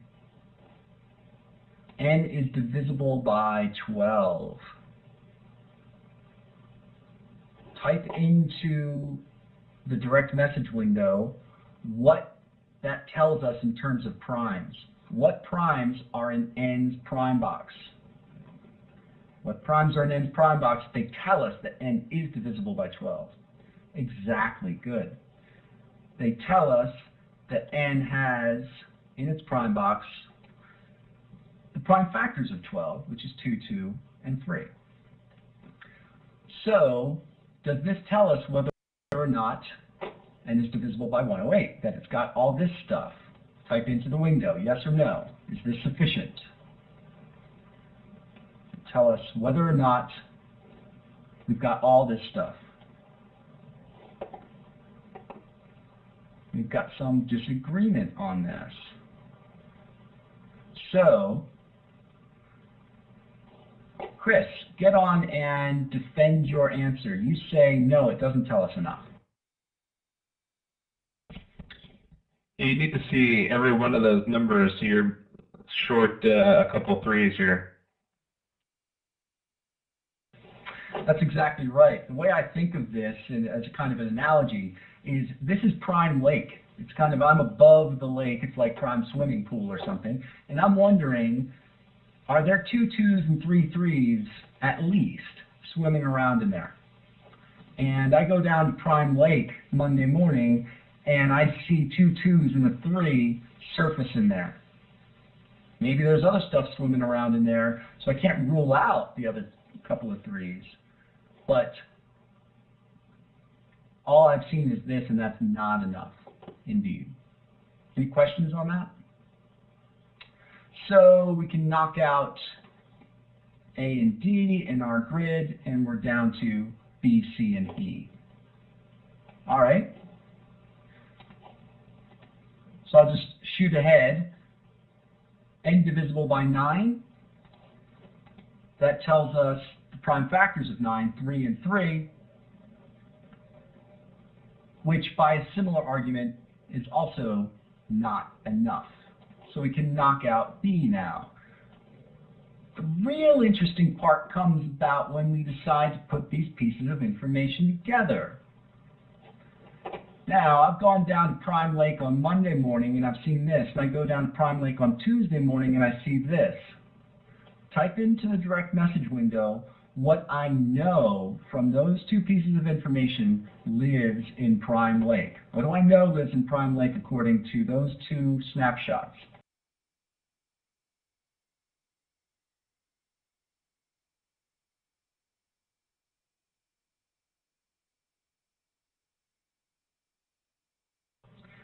Yeah, so here's the big question. Do I have 2, 2, 3, 3, 3, where I've put the two boxes together? Or do I have 2, 2, 3, 3, which I'm not sure what happened there. It seemed like we dropped the 3 somehow. So let's hear about it. Let me look over this and see who's going to defend what. So, Roshan, jump on the mic and defend your answer. Well, it seems that all the numbers that we were looking for in that prime box are there now, so that would be sufficient, I think. Oops, we lost you there for a second. Do you want to jump back on? Let me try turning up the mic a little bit. It seemed like you weren't quite loud enough. Well, it seems that we have all the numbers that are in the prime box now, so I guess that would be sufficient for it to be together. Okay, that sounds pretty reasonable. Catherine, jump on, and you answered differently. You answered the second one. Why? Because if you combine them together, then you can get the 2 times 2 times 3 times 3, which would equal 36. And the 36 is divisible by 12, and the 36 is divisible by 9. But if n is 36, that's not divisible by 108. So that's, I think, how I came to the conclusion. That's pretty interesting. So you put these together and got 36. Let me go ahead and decide this for everyone or weigh in. In fact, Catherine is right.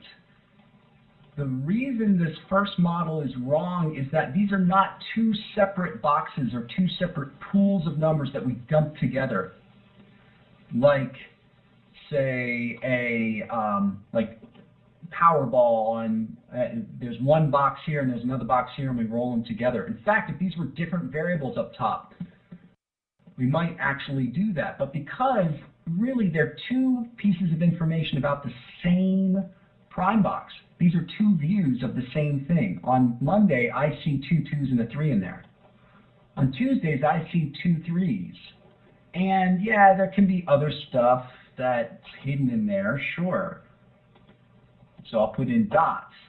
All that I can prove that lives in the prime box are 2 2s because I saw them on Monday, and 2 3s because I saw them together on Tuesday. But maybe this 3 that I saw on Monday was one of these bad boys. We never see 3 3s together exactly as Emily has written. So all I know that lives in here are 2 2s and 2 3s. Now, another way to see this that might bring this home a little bit more is let's actually write out multiples of 12 in the first case. We'd have 12, 24, 36, 48. They're sort of on top of each other. Sorry about that. And let's write out some multiples of 9. We've got 9, 18, 27, 36, which I hit return on too fast. 36 again. And as Catherine said, 36 is divisible by 9. It's also divisible by 12. It's on both lists. Now, is it divisible by 9 and then is what's left, the quotient, after you divide by 9, is that divisible by 12? No, it's not. That's not the question. Any number that's on both lists is a multiple of both. And in fact, the first number that's on both lists, as some people have been writing in, is what's called the least common multiple, or LCM. And you can find it for small numbers by just literally listing them out. So what this means is that n could be 36. N could also be larger than 36. in fact, a multiple of 36. It could be 36 times 2, which is 72. It could be 36 times 3, which is 108. And if n is 36, the answer to our question, is n divisible by 108, is no. But if n is 108, then the answer to our question is yes. And when we've got a split decision on a yes-no question, that we've got some no's, some yeses, that means we don't know the answer. So in fact, the answer here is E. Now I want to go back just for a second to the prime box view. You might say, well, wait a second, why did we do this stuff up here if down here we just talked it out and listed numbers that fit the conditions? Listed multiples of 12, listed multiples of 9, found a number that fit both conditions, 36, and then went up to 108 and would say, yeah, that would work too. Why would we do any of this stuff? Well, if the numbers are larger, then this way could be faster. And two, in general, it gives you more insight into problems to break things down to their primes. This argument about combining the two is pretty subtle. So if you are still confused on that, think about it as two views of the same box and partial views. We don't see everything on Monday. We don't see everything on Tuesday. So that means we could have overlap. So our answer here is E. I'm going to kick it over to Emily, see if she's got some more commentary. Yeah, I do. I wanted to go back to this tree because I know people are familiar with this, and frankly, I end up doing the tree even if I go to a prime box. So if you're more comfortable with this, you might actually like this approach. If you're looking for all these prime factors of 108, and you're basically checking n to see if they exist, statement 1 tells you you have some of them. So you could circle the ones that you've found. I've done that in red here. And with statement 2, I've circled the other ones that I've found, the 3 and the 3. As long as you remember that you don't that you want to try to overlap these if overlap exists. See how these might be the 3s that I found, but I'm taking into consideration that one of those might be one that I saw with statement 1. What is left over tells you whether you have found all the factors or not. Here we have a leftover 3. That's in green here. This is our uncertainty. And that's what makes the answer E. So this is definitely one to grow on, and it's one that we wrote. That's what the MG in the lower right corner means. So what I'd like you to do, because I want to make sure that we get to a bunch of problems tonight across some of the other aspects of number properties. This is pretty important stuff, though, and if you get this problem, you've done a lot of good thinking about both divisibility in primes and data sufficiency. So I'd like you to come back to this problem and rewatch it, make sure that you do.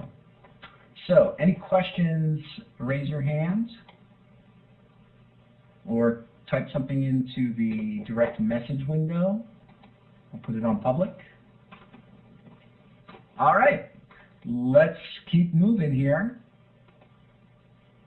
Try this problem, which is another one that we wrote for you. Got 2 minutes. Go ahead.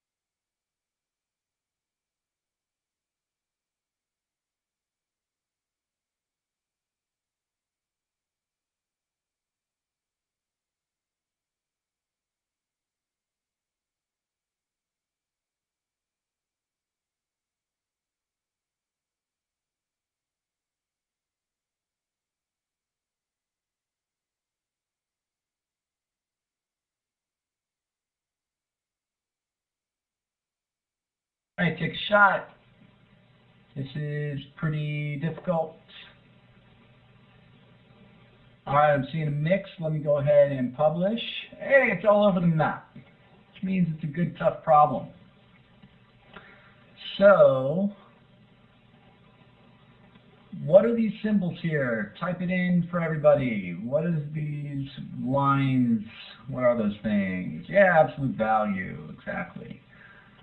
And so the absolute value of something such as 5, so absolute value of 5 is 5. Absolute value of negative, say 3, you just take off the minus sign.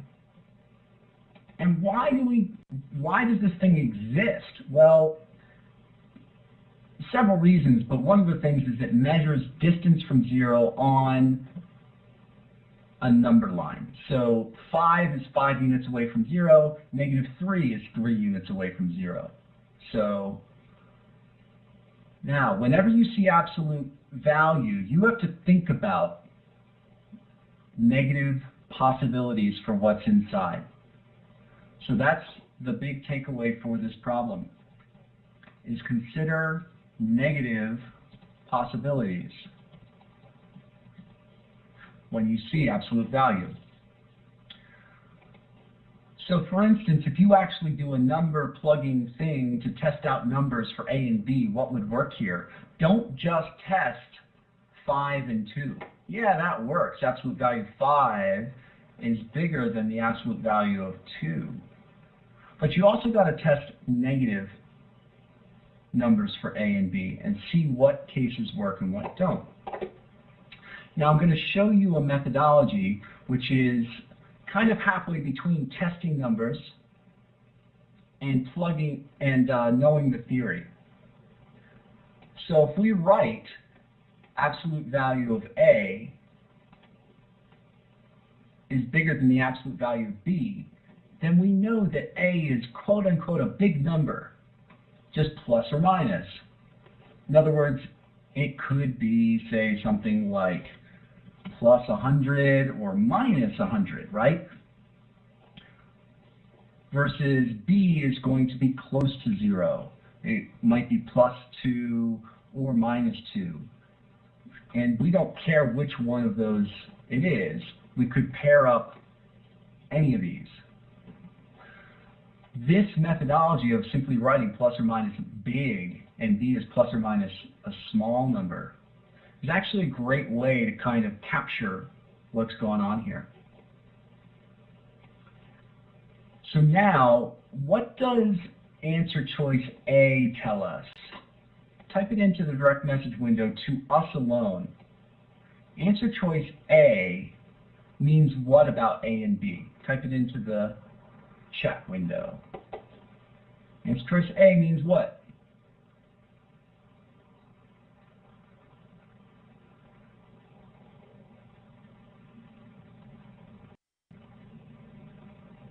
Everybody type it in. If A times B is greater than 0, if the product is positive, what does it tell us about A and B separately? What do we know about A and B if their product is positive? Everyone type it in. All right, good. I'm finally seeing it from almost everyone. It means that they have the same sign. And so they're both positive or they're both negative. However, A and B could have different signs. I wrote plus 100 and plus 2 up here, but we could have negative 100, and the absolute value of that for A would be bigger than the absolute value of 2. So when you see this, think that's the same sign condition, and then ask yourself, do we have to have the same sign here? The answer is no. Let me jump down to another one that looks like this, E. What does E tell us?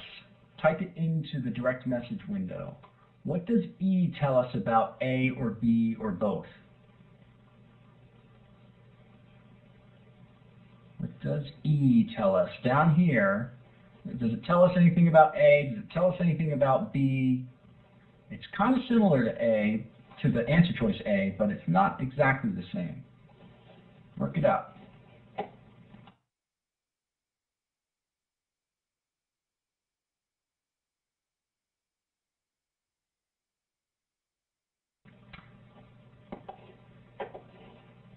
Now, it's different here. So, Ganesh, jump on the mic and explain what you wrote. Hi. The absolute value of A times B means that B has to be positive because no matter what A is, the absolute value of A is going to be positive. So what it determines whether that inequality is true is whether B is going to be positive or negative. That's exactly right. Just to reiterate, the absolute value of A, unless A is actually 0, is always positive. So that means that for the product to be positive, we've got to have B be positive too. It actually doesn't impose a condition on A, other than A can't be 0.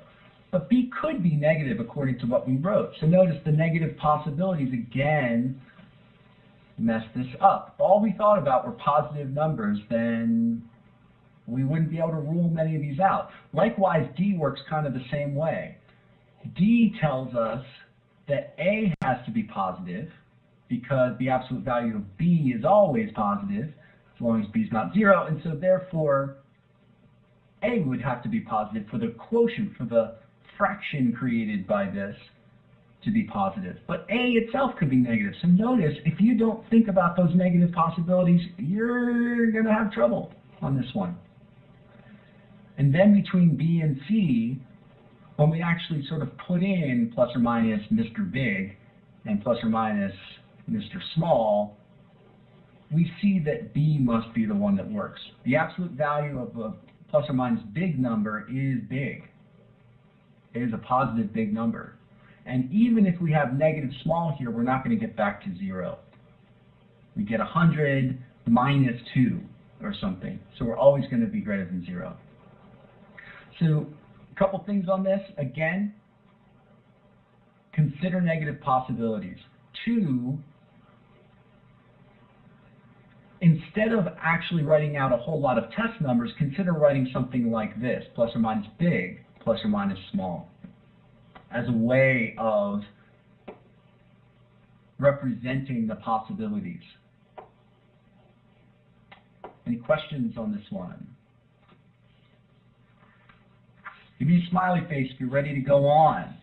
Power through the last 45 minutes here. All right, dig deep. Dig deep. That's right. Okay, next problem. This is one that we didn't write. It's from the quantitative supplement book. Here you go. You got 2 minutes. Go for it.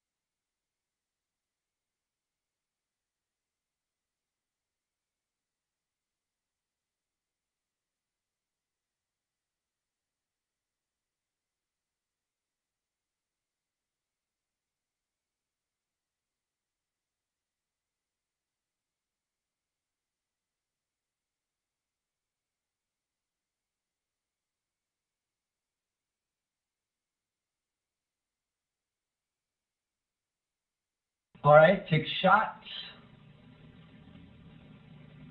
Okay. So what I'd like you to do is jump on the mic, Ryan, and tell us just how to get this problem started. Talk to us about how to get this problem started, and I'll put some stuff on the board as you talk. Sure. So what I did is I looked at statement number 1, and it says xy is greater than 0 and yz is less than 0. So at this point, it's impossible to determine whether z is less than 0 with the facts given. Statement 2 says x is greater than 0. That gives us no information about z, so that is also not sufficient. When you combine them both together, you can start to figure some things out. So you know xy is greater than 0, but statement 2 says x is greater than 0. Since x is greater than 0, if you compare that to xy being greater than 0, that means that y must be positive to ensure that xy is greater than 0. So by knowing that, now we know that y is a positive number. So then you plug that into yz, and then you know y is already positive. So for yz to essentially be negative, then z must be less than 0 or negative. So that means that C is the correct answer.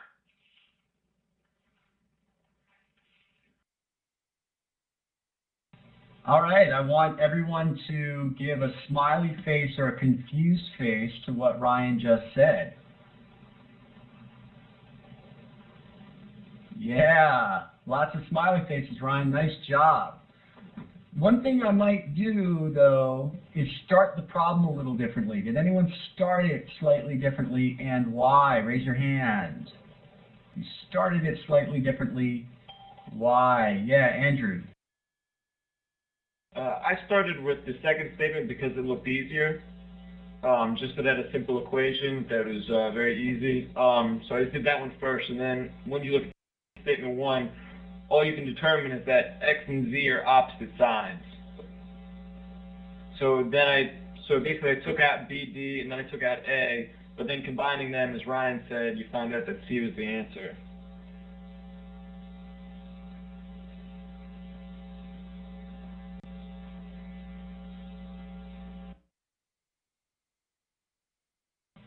Fantastic. I just removed the mic. Excellent. I would also, if I were glancing at these two, I might want to start with 2 because it doesn't even contain z, so I don't have to do any thinking about whether or not it could answer the question. I know it cannot. This is this easy statement lab that I hope you all did. So I can knock out B and D. There's no information about Z in here, so I can't answer this question. And that just ups my percentage a little bit because it reduces my uncertainty faster. Remember, when this problem pops up, you don't know anything about what the answer could be. It could be any one of the 5, equal probability. The faster you can rule out some answers, the easier it is on yourself. So get used to trying that second statement first. It's easier. Now, statement 1, what I'd suggest is actually setting up a little chart. So there are 2 scenarios that we have. For statement 1, we've got the same sign condition between x and y. So same sign. And I'll just write a little s there. And then between y and z, I've got a different sign. So I'll just scrawl a little d there. And so if I work that out and just say, okay, let a plus, and a minus, that fits the condition. But I reversed these as I'm looking at this now. Is z less than 0? That should be a yes. And in fact, this one should be no. So I'm a big fan, as is Emily, of these little quick, what we call scenario charts, where you have a row represent a scenario. So plus, plus, minus is one scenario that's legal. Minus, minus, plus is another one. And then that way you aren't keeping track of it in your head. You've got paper on the GMAT. Yeah, it's that weird sort of erase board stuff, but it's paper. Write stuff down. Keep track of your thoughts. Where the GMAT gets really tricky on, say, data sufficiency is they give you like 3 or 4 different scenarios to keep track of in the statements and in the question. And it's not that the math is really any different from this. It's positive, negative stuff. It's odds and even stuff, as we'll see in a minute. But can you keep track of 4 scenarios? The people who write it down can. The people who try to keep it in their head fail. So You might have been able to keep this one straight in your head, but one more layer of complexity, it's going to fall apart. So try something like this. And then putting together statement, that's obviously not enough by itself, adding in statement 2, telling us that x is positive, rules out the second scenario, and therefore we have a definite yes, and therefore the answer is C. Any questions? Again, notice one of the things about a yes-no question is we never find out the value of z. We never find out the value of any of these variables. So a yes-no question on data sufficiency can be often answered without knowing the value of the underlying variables. So recall that. Do not rephrase this question to what is z? I got to know what z is. GMAT will force you to confront cases where you don't know them. Any comments, questions? All right, let's try some odds and evens. Here is your first problem, number 185. I'm going to give you 1 minute for this. Go.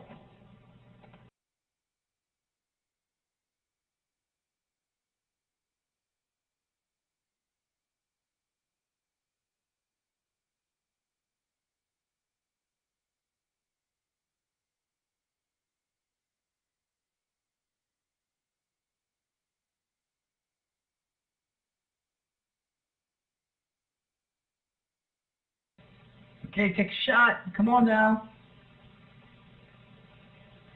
Got them from almost everyone. And I only gave you a minute for this, which means I made time even worse. Like it could be the last problem. You only have a minute left and you got to take a shot. How would you do this one fast? Danielle, come on the mic and talk to us about how you did this one.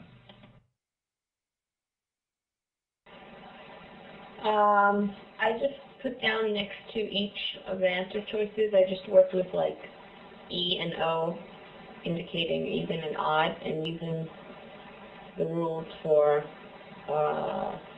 like multiplying and adding odds and evens. Did it that way. Great. So talk to us through the answer choices. Say do the first 2 or 3. Okay, so I just like make these little notes next to each one. So instead of P and Q, I put like E divided by O. And that can't be because when we don't know that it's going to be an integer. So that also, that reminded me of the division rule. So I also eliminated E. And then with B, that's even times odd. That's always even, so that's out. Should I just go on? Okay. C, 2 times anything is even, so that's even plus, what is Q, odd. So even plus odd is odd. I think that was the answer, right? Yeah. And then D has to be even because it's 2 times something. Fantastic. Everyone give a round of applause to Danielle, or exploding fingers like they are. Nice work. So knowing these rules can go really fast if you know the rules. Anybody do it another way? Raise your hand if you did it another way. Yeah, Roshan, go ahead, jump on. Well, I guess in my case, I just picked up a P as an even integer would be 6, and Q as an odd integer would be 3. And I just kind of plugged through really quickly. So 6 divided by 3, 2, so you're at there. Same with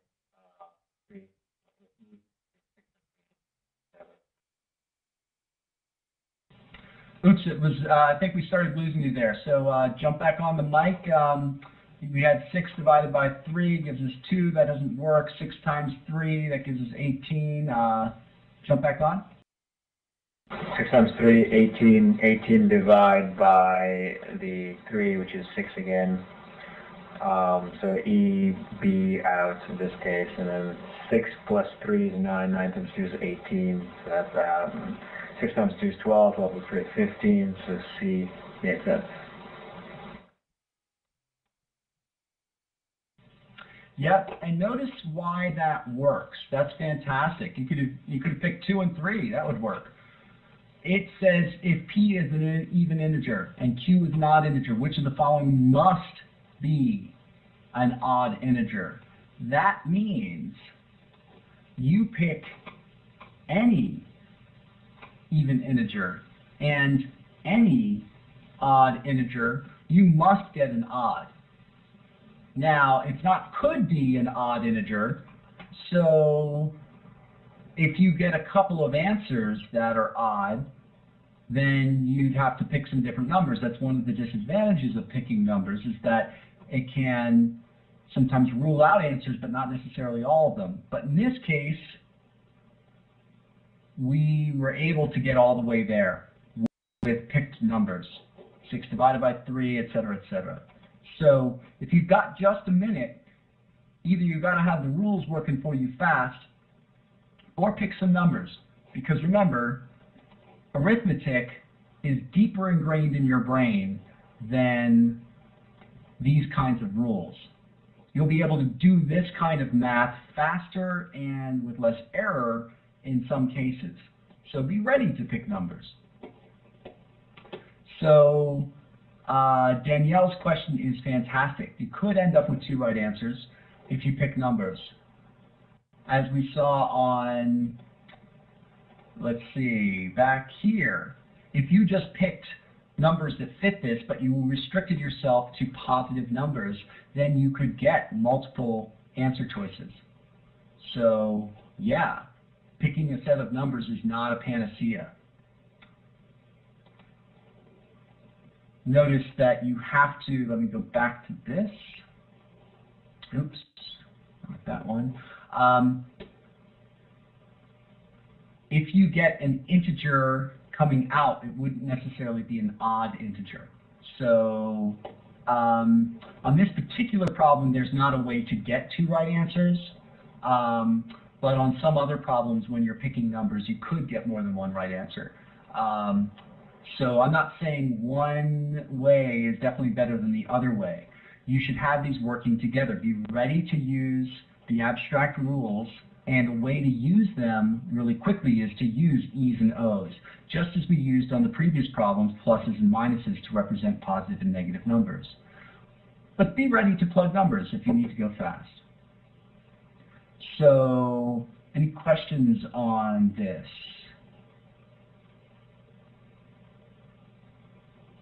Seems like Emily's dealing with some stuff in the board. All right, let's keep rolling here. So the next odd and even one, which I accidentally just showed. Here you go, another data sufficiency. You've got 2 minutes this time. Go for it.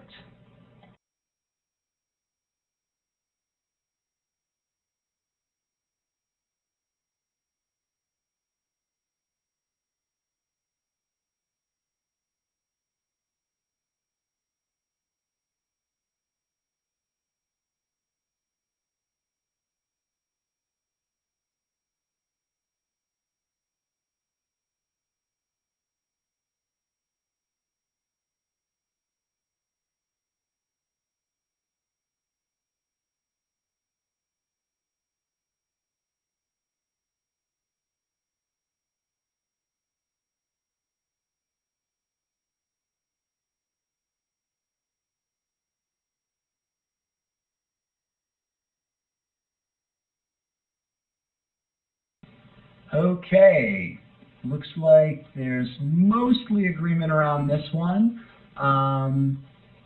Angela, do you want to come on and talk about how you started and walked through this one? Okay, I wrote the question, and I started with statement 1. P is an odd integer, and I know that an odd integer squared is odd. So statement 1 is sufficient. So on my grid, I crossed out BCE and was left with AD. And statement 2, square root of P is an odd integer.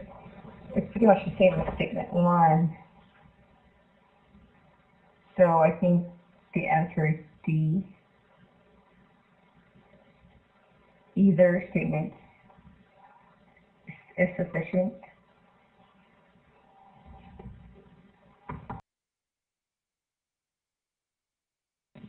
Okay, so you think that this one is sufficient.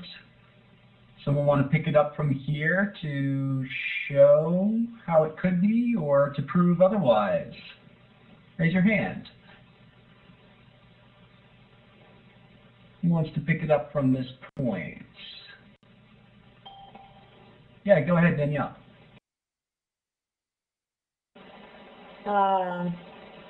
What I did was I squared it, so odd times odd is odd, so that would mean P is odd.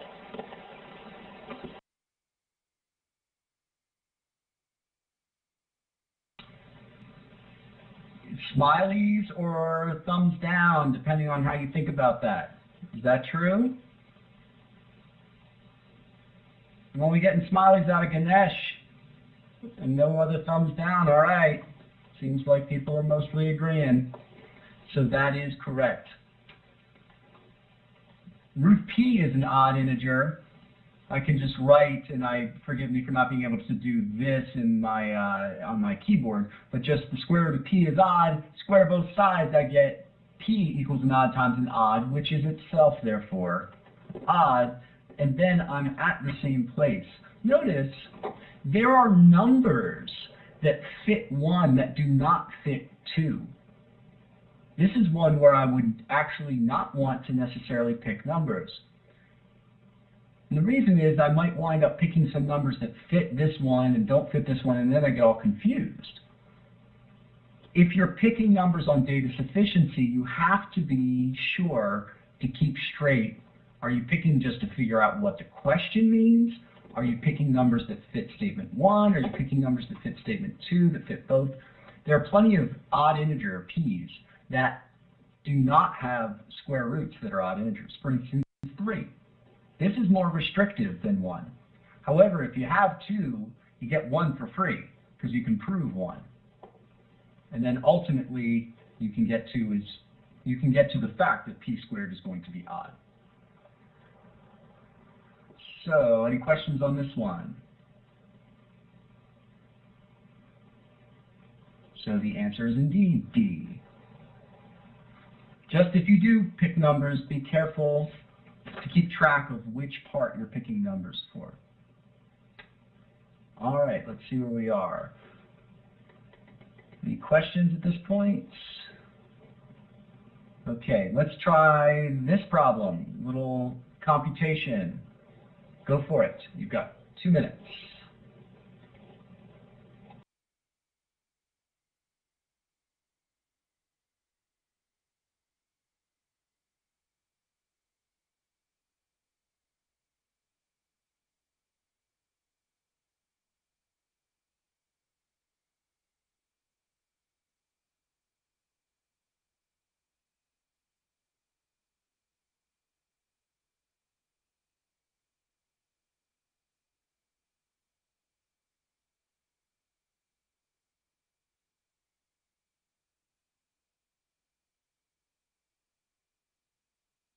At 2 minutes goes by fast on a problem like this.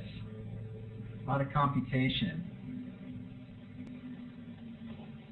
So let me just go ahead and show a couple of ways to do this one. One is to do it algebraically, which is to pick a variable for the first integer in the sequence.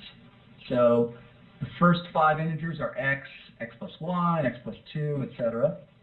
Then I just add all those bad boys up, and I get 5x plus 10 equals 560. Subtract off the 10, divide by 5, I get x equals 110.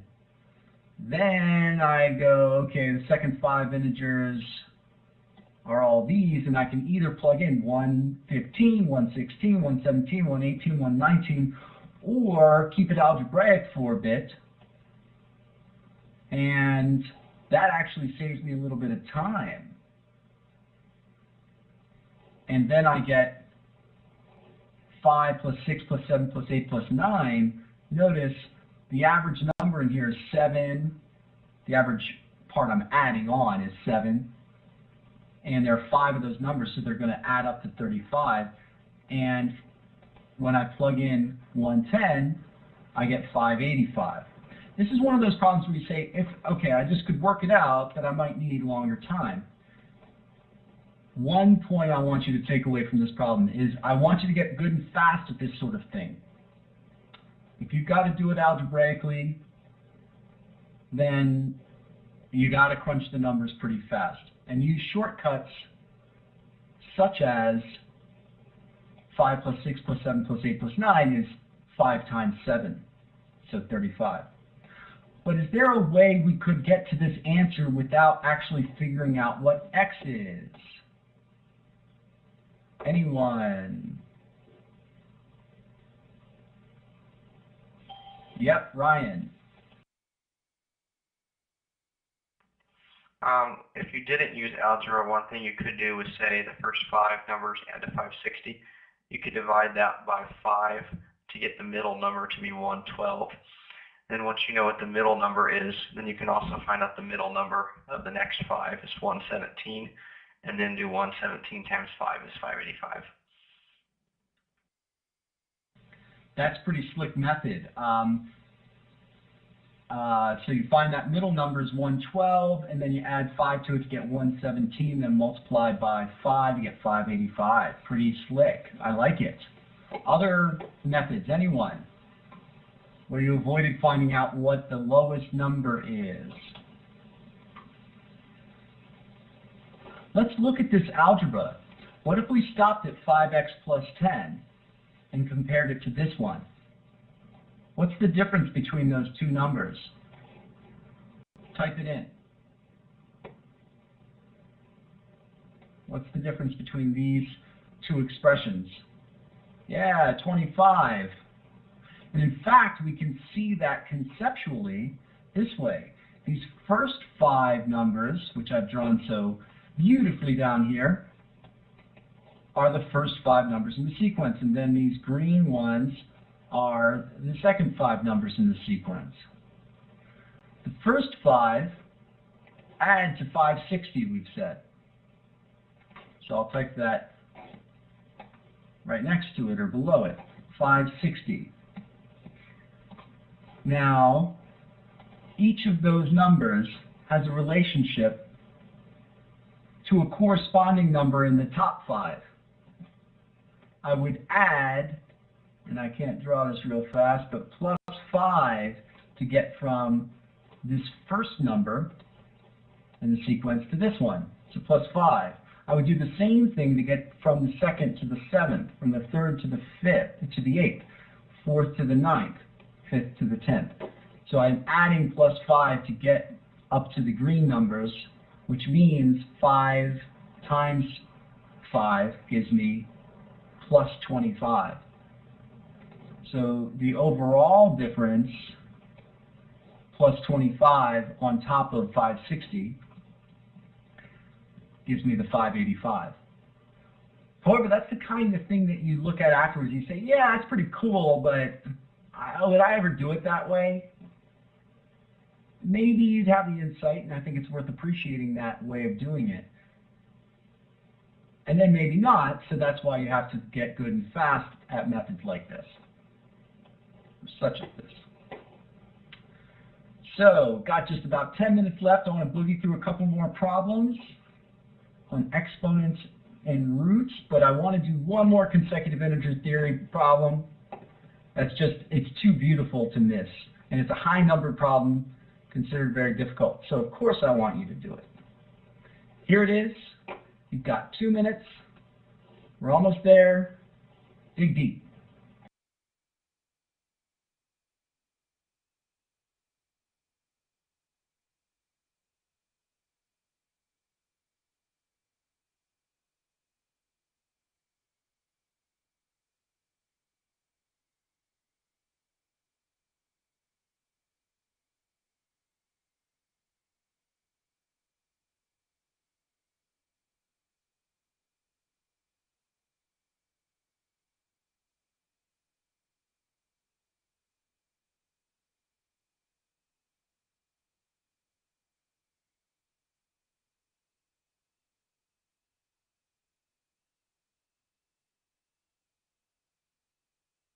All right, give it to me. Come on.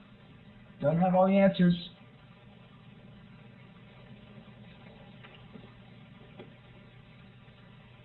All right, I've got B's, D's, E's, A's. Someone give me a C and we'll get it all. All right, got a whole bunch of things. And what's tricky about this is not only the math, it's the English. It's the verbal. Because what we have is this stuff only when, which means something different from whenever. Can someone describe the difference for me? What's the difference between only when and whenever? And use an example. Think of one. Difference between only when and whenever.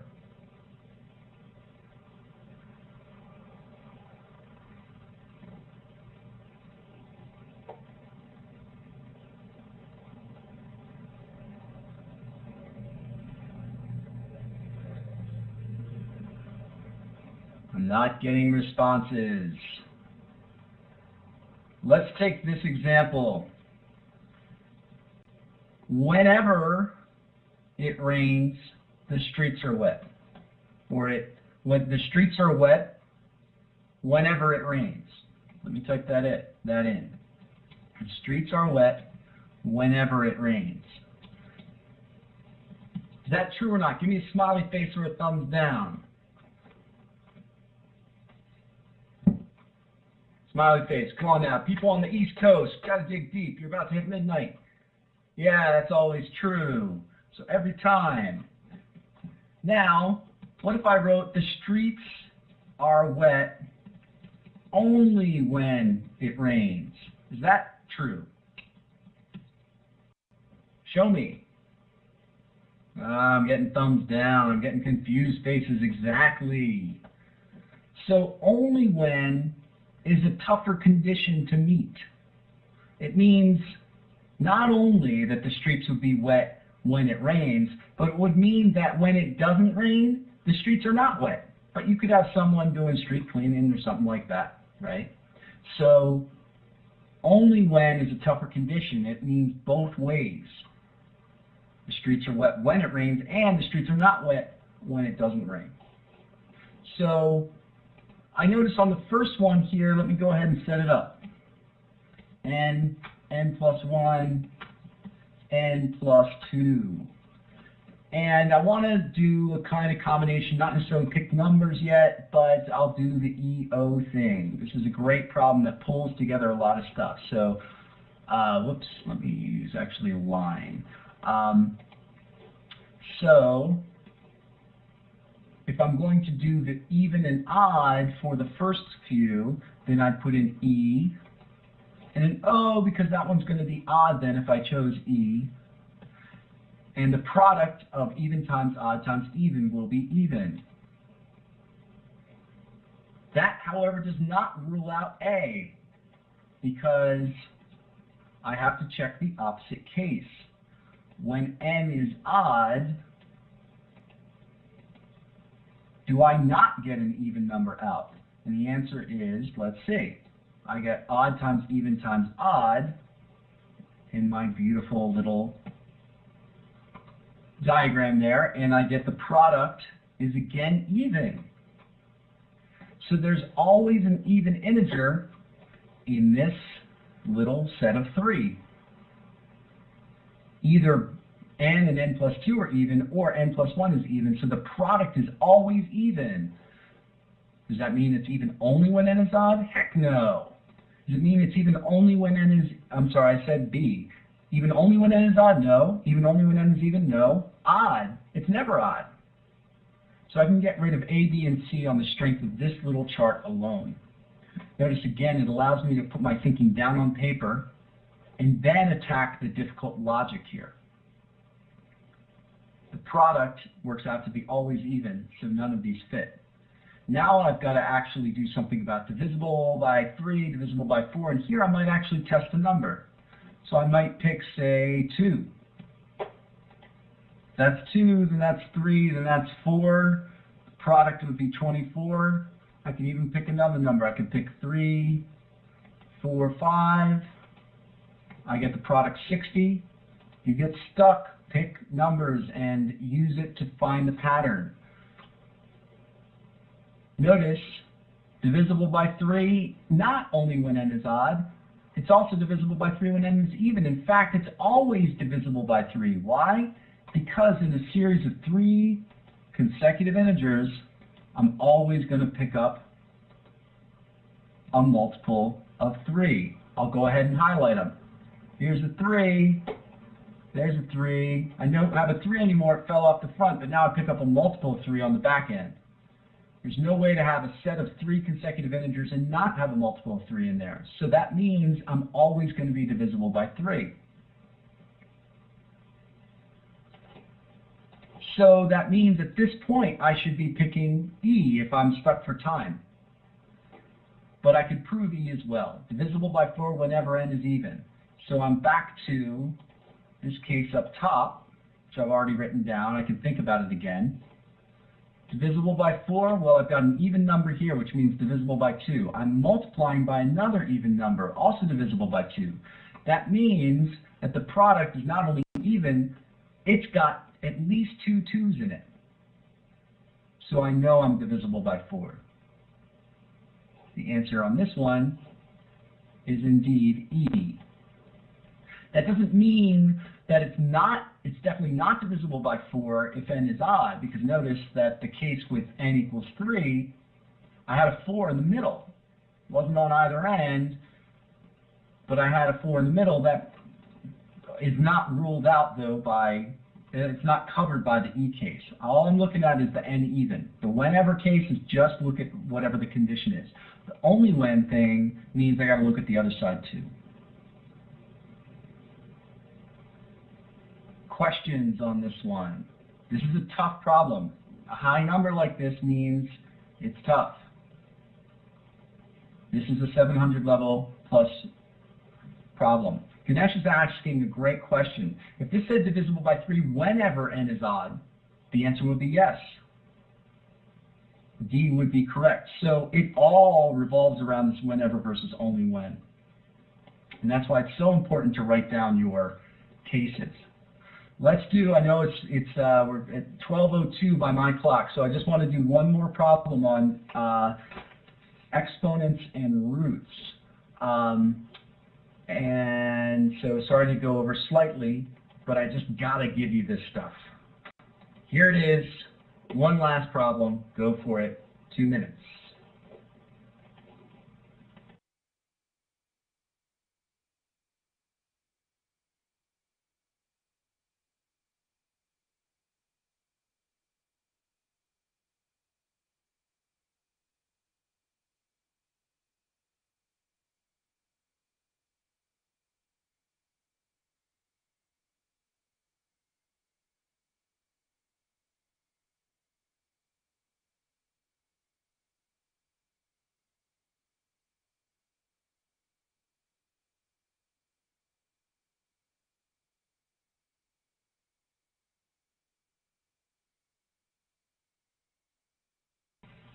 All right, we're at the 3-hour mark here.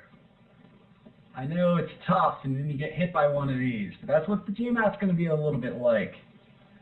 This is one of those where you say, why does the GMAT ask me this stuff? Can't I just use a calculator?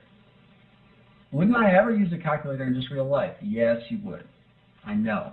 Sucks. So the trick to this is not just do the computation. It's all about figuring out how to do it efficiently. I'm going to show you two different methods for this, bring us all full circle. When I look at this, 16 times 20 plus 8 times 32, the long way is what's implied by the math right there, which is to multiply 16 by 20 and get 320. And then to multiply 8 by 32, and that takes me a while, but I get 256. And then to add those two bad boys together, and I get 576. And then I say, what's the square root of that? And then I start testing numbers out, and I'm all over the map. That is one way to do it. But that's neither of the two ways I'm going to recommend. One way is to take advantage of this nice 16 I see here, which is itself a perfect square. And so, if only I could get a 16 out of here, I could do something. And I'm really close. I got an 8, I got a 32, which is itself 16 times 2. Now what does that do for me, that little trick? To say this equals 16 times 20 plus 8 times 2 times 16, all under a radical sign. That means I can pull a 16 out of that sum. It's still under the radical, but I can apply that distributive law to say that 16 times something plus 16 times another something is simply equal to 16 times those two somethings added together. 20 plus 16. And now I have a nice advantage. Then that's 16 times 36 under the radical. And then I can separately take the square roots of both of those. And I get 4 times 6, which gives me 24.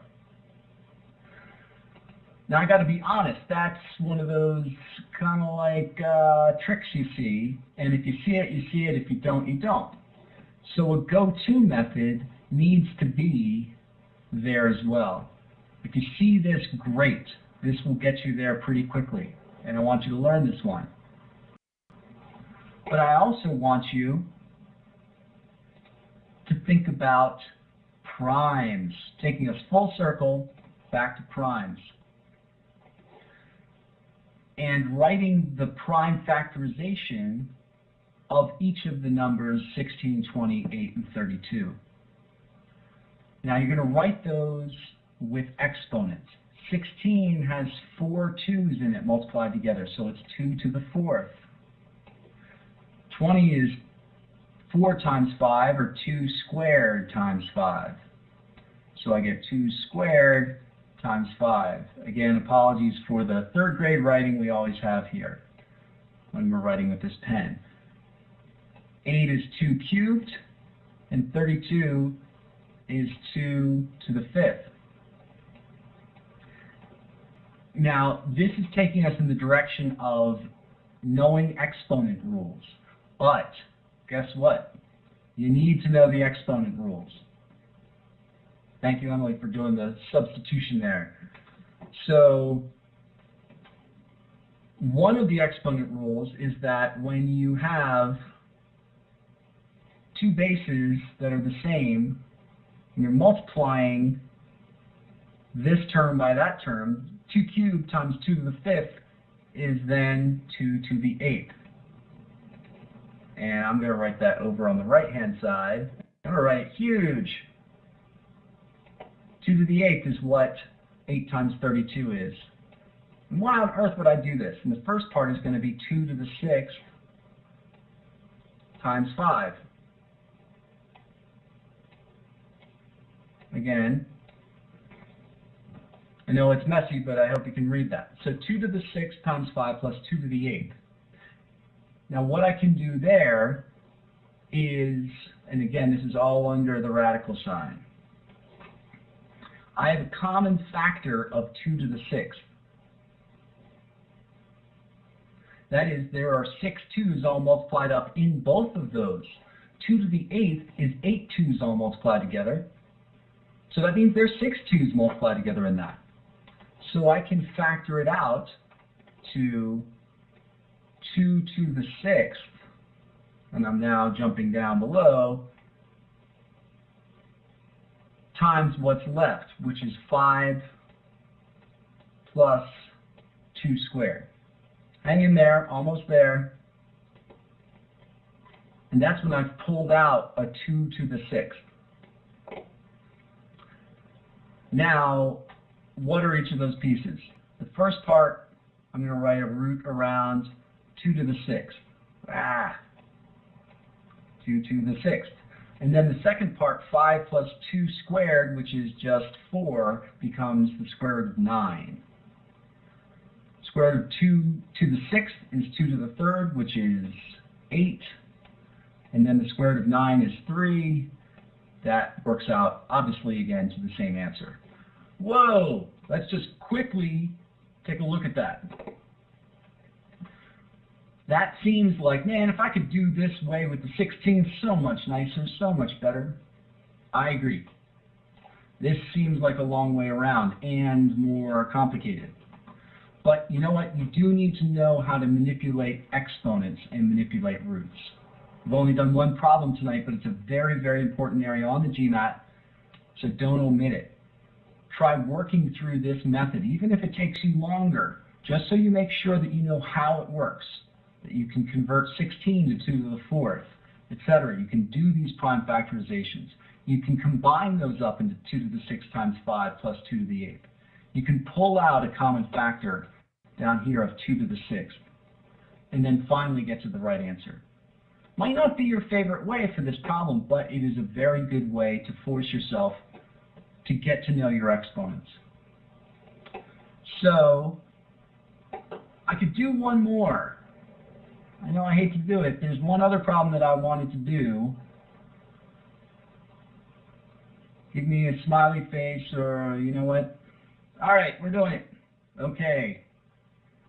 One other exponents problem. Here it is. Go for it. 2 minutes.